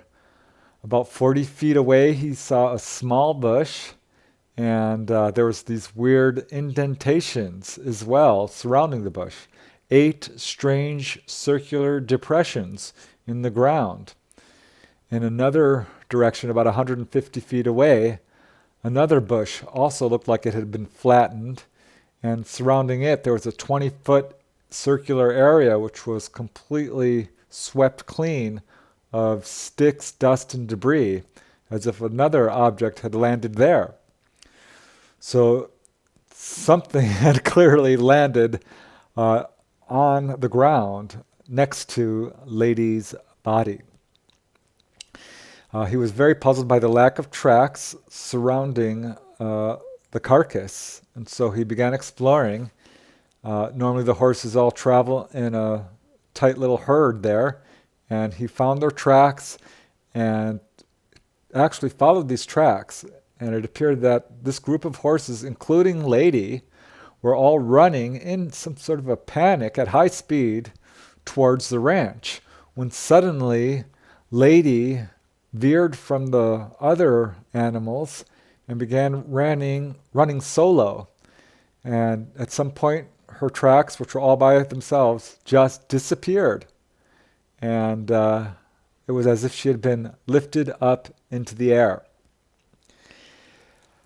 The tracks of the other two horses she was with continued to the ranch where they were found, but Lady, it appeared, had been lifted into the sky, and her body dropped several hundred yards beyond where the tracks ended, which is where they found her. So King immediately contacted the owners, Burl and Nellie Lewis, and they arrived and were also shocked. They examined the area, and Nellie Lewis reported smelling a strange kind of sweet odor. And investigating the area, she saw a little piece, a tuft of Lady's mane on a nearby bush about 150 feet away, where she also found a small chunk of apparently her horse's flesh, just cut out of its body. They called in the police to investigate. The police didn't want to. They were very skeptical. And they were not able to get the police out there initially. They ended up contacting Dwayne Martin of the Forestry Service, who was able to obtain a civil defense Geiger counter. And after testing this area and the surrounding area, Dwayne Martin found that the area where Lady was mutilated contained radiation readings well above normal. So this is some pretty scary physical evidence, and pretty good indication that this is not normal. Certainly not predators or anything like that. It wasn't long before news of this incident reached reporters and the press, who arrived in droves along with UFO researchers from particularly APRO, the Aerial Phenomena Research Organization, was also very interested in the case. They showed up. Articles started being printed in the newspaper. Some were believing and just kind of reported the facts, and others were very skeptical, saying, oh, maybe it was predators. Maybe Lady was eaten by ants. Many of these articles got details wrong. A good number of them called the horse Snippy.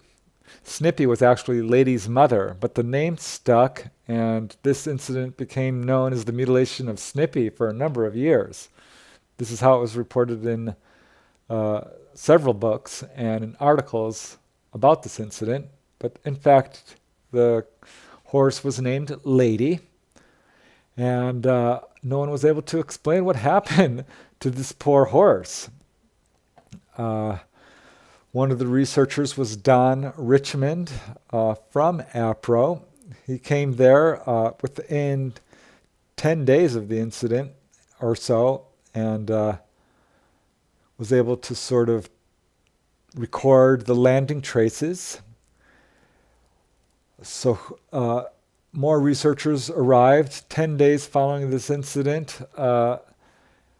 Dr. John Altshuler was contacted to see if he could provide some answers. Dr. John Altshuler was a professor of medicine and pathology at the University of Colorado Health Services, or Sciences, and he went to investigate the carcass firsthand. He was shocked by the surgical neatness of Lady's wounds, and looking at the edges of these wounds, he concluded that it had been done with some type of surgical cautering blade, but unlike any he had ever seen.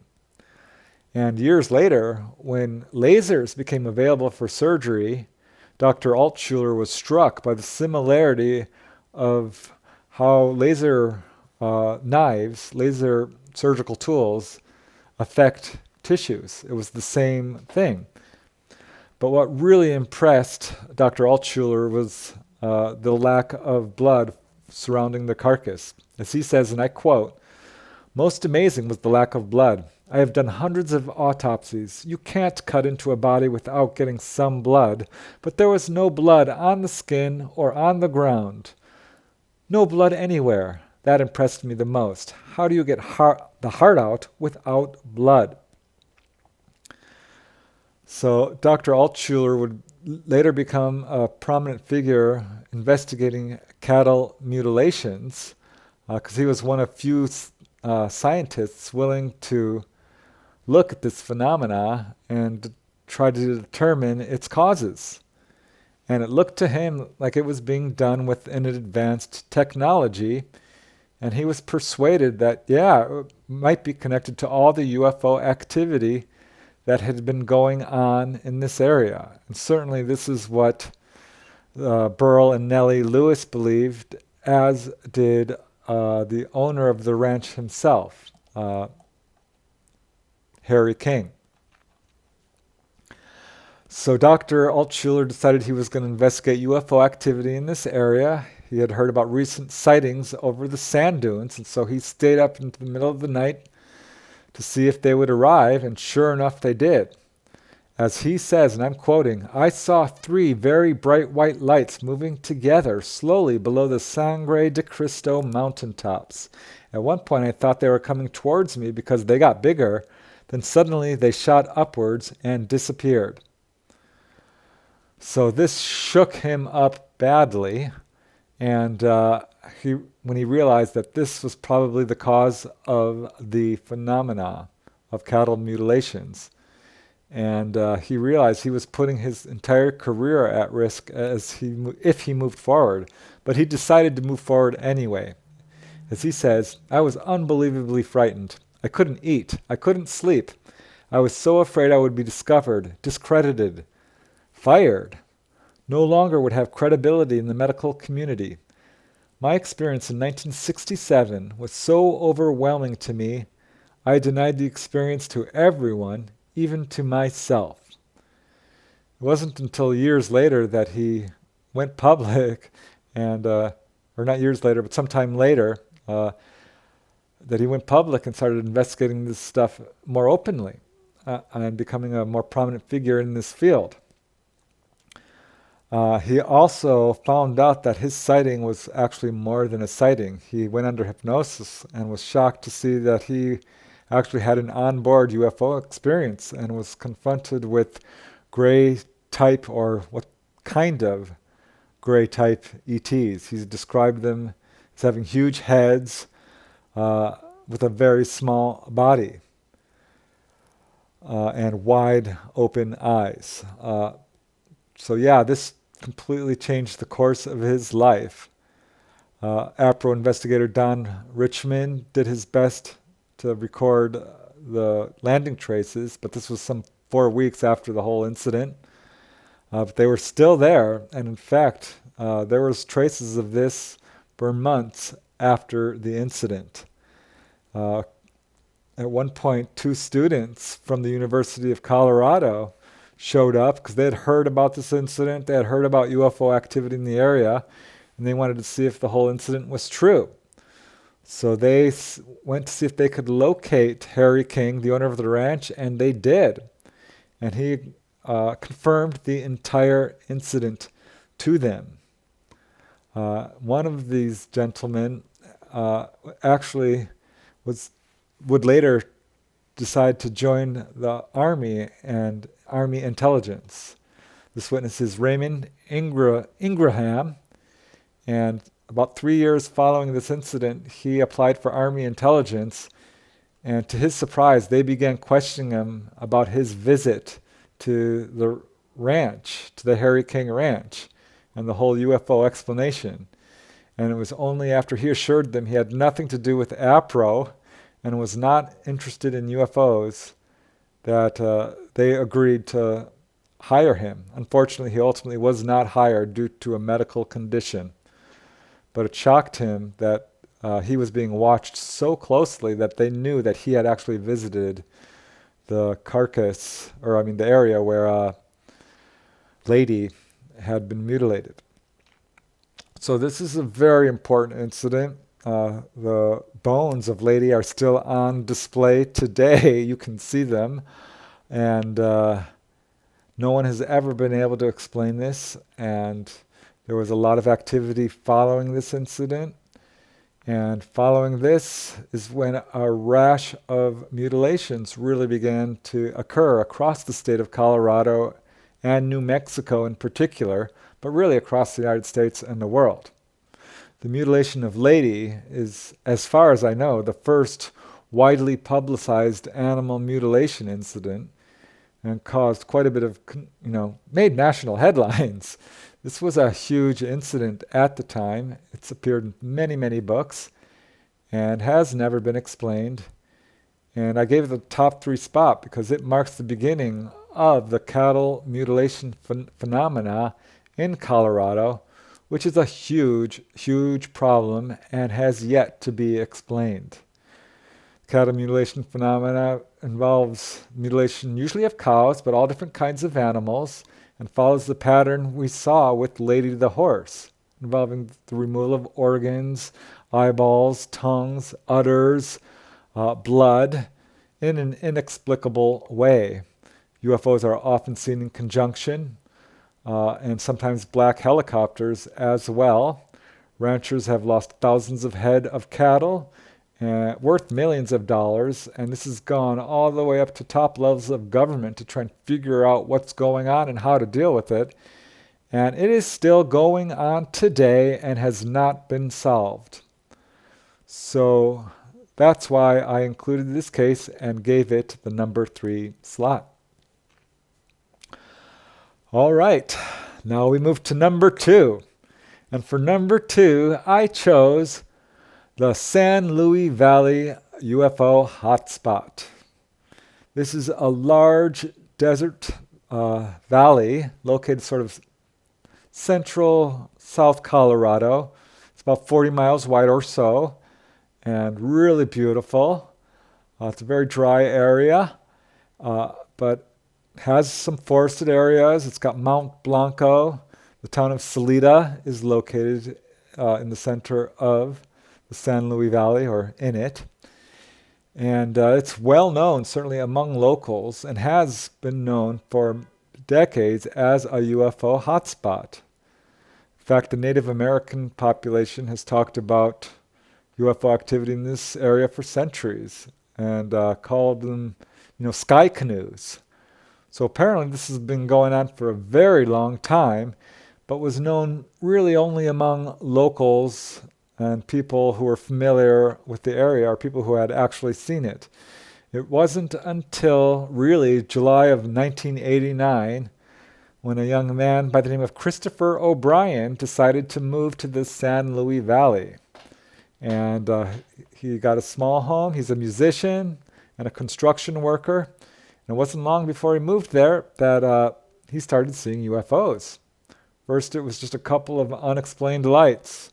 First one and then another. And he's like, wow, I wonder what's going on. He talked about it to a few people, and they're like, oh, yeah, UFOs are often seen in this area.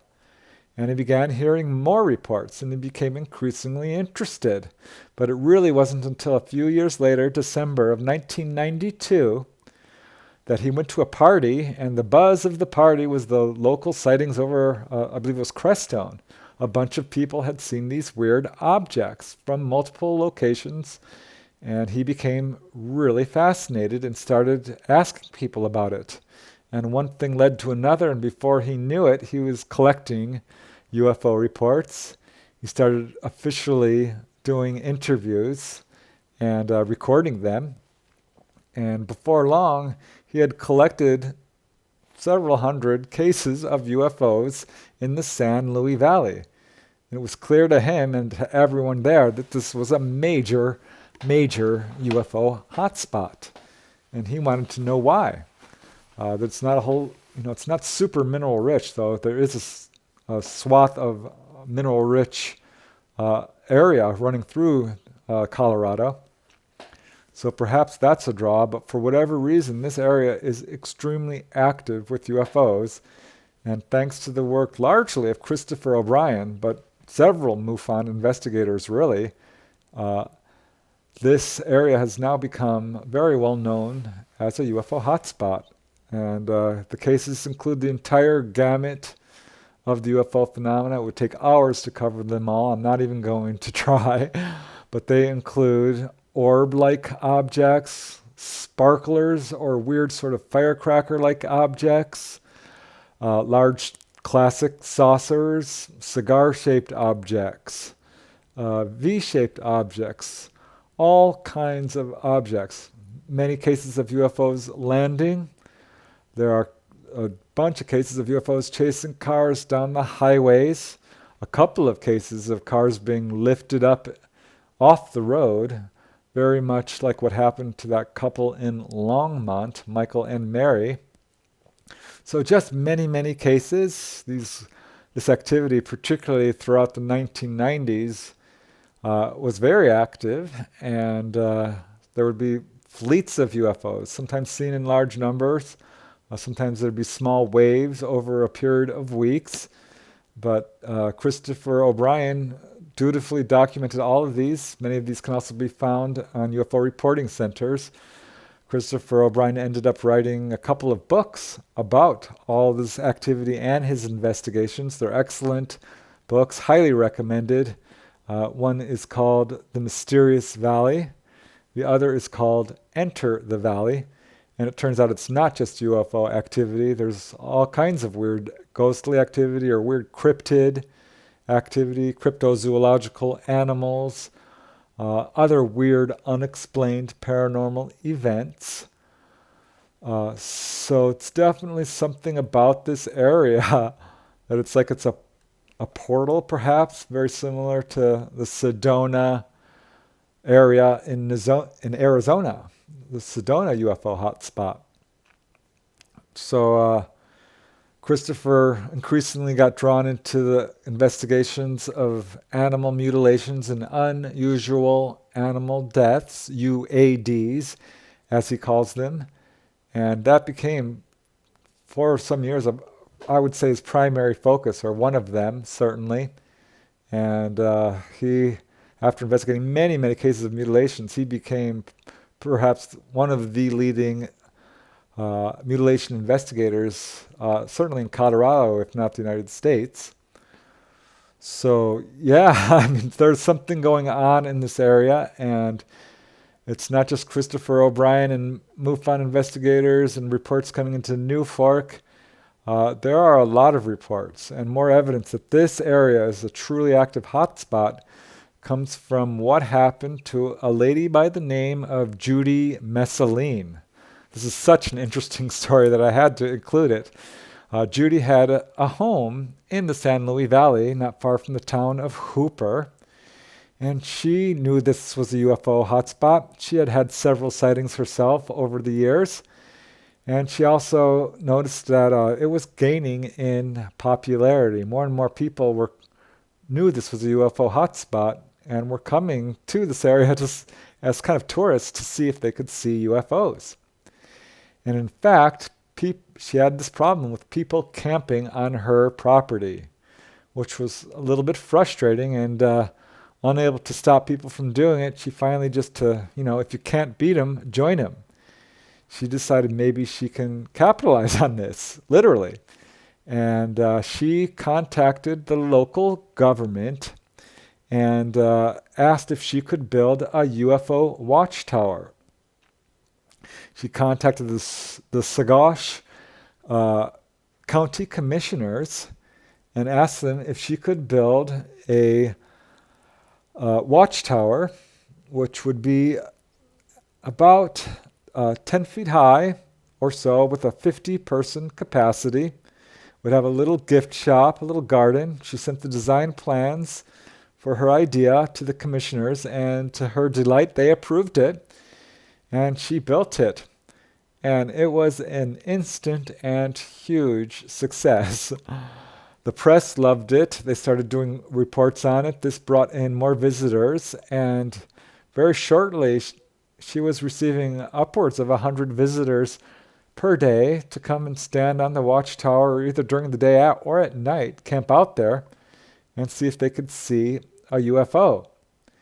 And it was successful. It was remarkably successful. Month after month, year after year, people went to the watchtower and began seeing UFOs. It's really quite incredible. One witness, Candace Nolan, she actually lived in the area. She went out there with a group of people. One of them had a 250,000 candlewatt power flashlight, and they were actually able to communicate with this light, which would blink back at them in time with the blinking of their flashlight. And this is the sort of thing we're seeing a lot on this watchtower, people going up there and seeing UFOs. Judy Messeline has recorded many dozens of cases throughout the late 1990s and early 2000s. In September 2001, there was a sighting over the watchtower, and following that, it was pretty regular. January 5th, 2002, February 23rd, May 13th, June 10th, July 21st. All throughout the year, people will go up there and see usually anomalous lights, sometimes metallic craft, but it was just an idea that she had kind of started on a lark and turned out to be hugely successful, and has allowed a number of people from across the United States and the world to come to the San Luis Valley and see UFOs. It's still active today, and just for a small nominal fee, you can camp out at the UFO watchtower and have your own UFO encounter. So that is the San Luis Valley sightings. It does come in waves. It seems sometimes active, and then it falls off a little bit, and then it flares up again, much as in other areas. But it is absolutely Colorado's most active UFO hotspot, and perhaps one of the most active in the United States. And for that reason, I think deserves inclusion on this list. And because of its contribution in terms of the number of cases, it earned second place.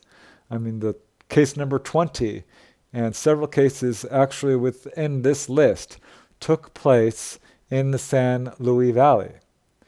And that includes where we're going to next, the number one case in Colorado. The case I chose for number one are the Salida sightings.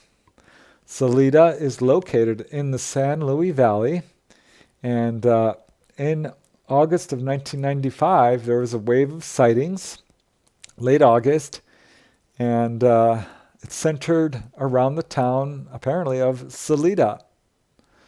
How it all began was on how it actually, got publicized, and it sort of became a nationwide story and earned its spot here on this list as number one, was on August 27th, 1995.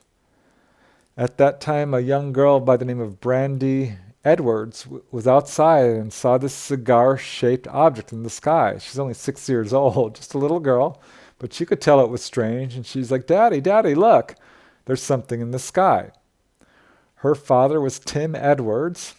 He owned a little cafe in Salida, and he was outside working, and so he ignored his daughter at first, but she was persistent, so finally he looks up and gets the shock of his life.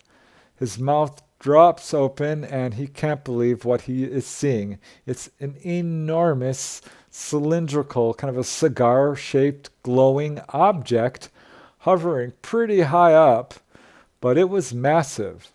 And it would hover, and it would dart around. Smaller objects were coming out of it. He quickly went inside, grabbed his video camera, alerted his wife, and his whole family observed this object for about 15 minutes. Tim used his video camera, and through the video camera, he saw sort of just this cylindrical shaped object glowing with a pulsating light, which is what his video actually shows. However, his wife and his child were looking at the object through binoculars, and they got a lot more detail. They could see that this object really looked more disc-shaped to them, and it had colored lights on it, and they could see these smaller objects coming in and out as well. So this absolutely electrified Tim Edwards. In fact, as he's looking at it, he started to get almost a message. He felt like the ETs were showing themselves on purpose, were communicating perhaps directly, and wanted everyone in the world to know about them. This is the feeling he got. As he says, and I'm quoting, "They put some feelings in me I've never had before. When I was looking at the main craft, I got like an electrical impulse through my body. It was very important for the world to know the truth. Now I'm convinced we're not alone.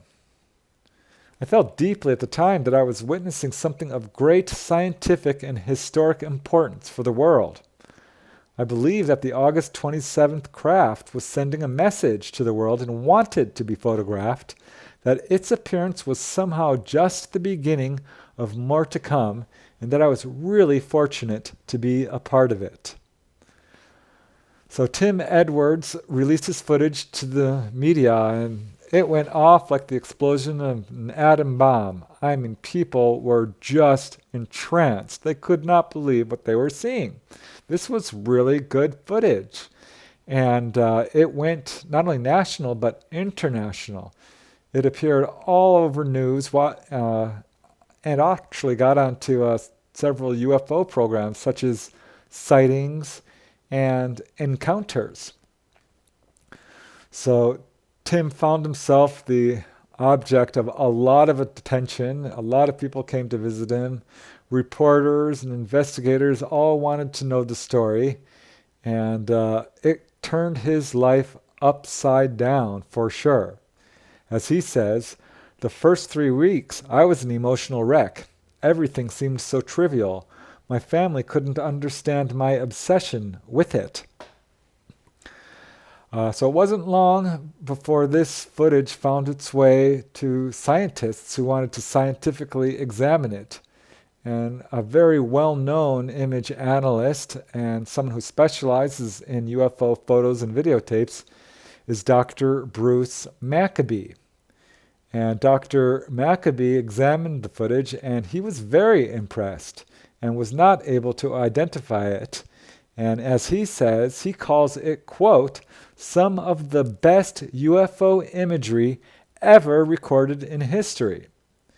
And he's not the only expert photo analyst to say so. Another photo analyst is Jim Diletteso of the Village Labs in Tempe, Arizona. For many years, he had been testing UFO footage. And he was also very impressed by the images in Tim Edwards' videotape. And as he says, Jim Diletteso, and I'm quoting, "It is definitely a very large, solid, and three-dimensional, possibly cylindrical object at high altitude. We don't know how large it is yet, but the object is clearly emitting brilliant white and colored lights, is demonstrating unusually rapid darting movements in the sky, and we have confirmed on the tape the presence of smaller objects coming from it, which confirms the witnesses' visual accounts." So they were never able to really determine the size of this object without, knowing its size, but it was clearly very large, half mile in length, a mile in length. Very hard to say, but ultimately they concluded that it was at least at about 60,000 feet in altitude and would dart around at speeds sometimes in excess of 10,000 miles per hour. It was totally silent, of course, this whole time, and just a very impressive videotape of UFO activity. At the time, Tim Edwards thought that he and his family were alone with this sighting. It wasn't until later he found out that there were some 20, 30 sightings which had occurred around this area around this same time. Some much closer to Salida, but really all around Colorado there was quite a bit of activity uh, in this general area. And as the UFO flies, I mean, that's significant because a UFO can dart across a state in seconds. So this was a huge, huge sighting. When he found out that there was a lot of other witnesses, he felt a lot better. As he says, I feel a lot better about the whole situation. There's a certain amount of relief involved. I put our lives and reputations on the line when I came out with this, and it's nice for someone to tell me I'm right. I never gave much thought to UFOs before this happened, and when something this unusual happens, your life is completely changed in a moment. It's been a very emotional and stressful time, but I've never felt better about life. I'm totally honored to be a part of what's transpiring. So what's amazing about this is not only the footage and that it was a multiple witness sighting, but that there were so many other witnesses who saw what appears to be the same or similar objects at this time. There was a disc jockey who said that he saw a strange object at Colorado National Monument. Following Edward's sighting, there was more reports pouring in.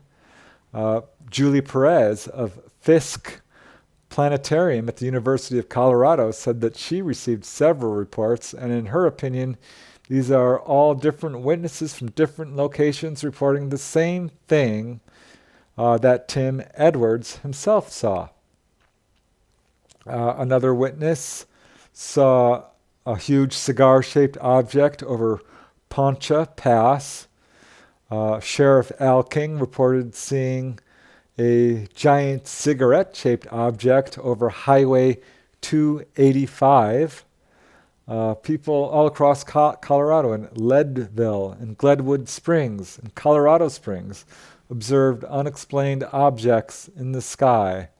So, yeah, I mean, this was not a single sighting. This was a wave of sightings which seemed to be designed to convince people of UFO presence, of UFO reality.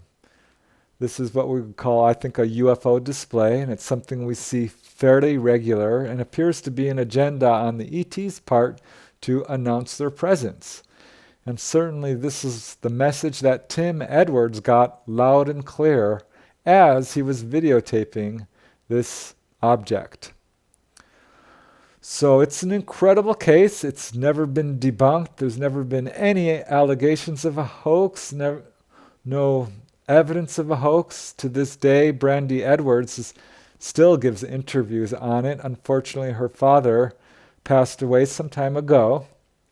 But this still remains an extremely influential case in the UFO field, and I think has convinced many people of the reality of UFOs. And it's certainly one of the more important Colorado events, if not the most important, which is why I gave it the #1 spot. And that's my list of the top 20 cases in Colorado. Again, another person may have come up with a different list, but that's mine. I studied Colorado's UFO history in depth, as I said. I actually wrote a book about it called UFOs over Colorado, which covers all of these cases and more. It's one of several books I've written about various states. And I picked Colorado because I think it has some very important cases that have shaped what we believe about UFOs and how we think about the UFO phenomena. And so, yeah, that's it. These are the cases I chose. You know, there were many other cases I wanted to add in there. There was a case involving a MUFON investigator who saw a landed UFO. That was on June 8th, 2005. There was an incredible multi-witness case involving a humanoid seen at a park. in April 7th, 1966. There was another case involving a family who owned a ranch in Colorado who have had multiple sightings, landings, Bigfoot encounters, animal mutilations, electromagnetic effects, the whole deal. But honestly, there's so many cases I could have included, but just didn't have the room. So I picked the ones I could, and I hope you enjoyed this presentation. And Happy New Year, and keep having fun.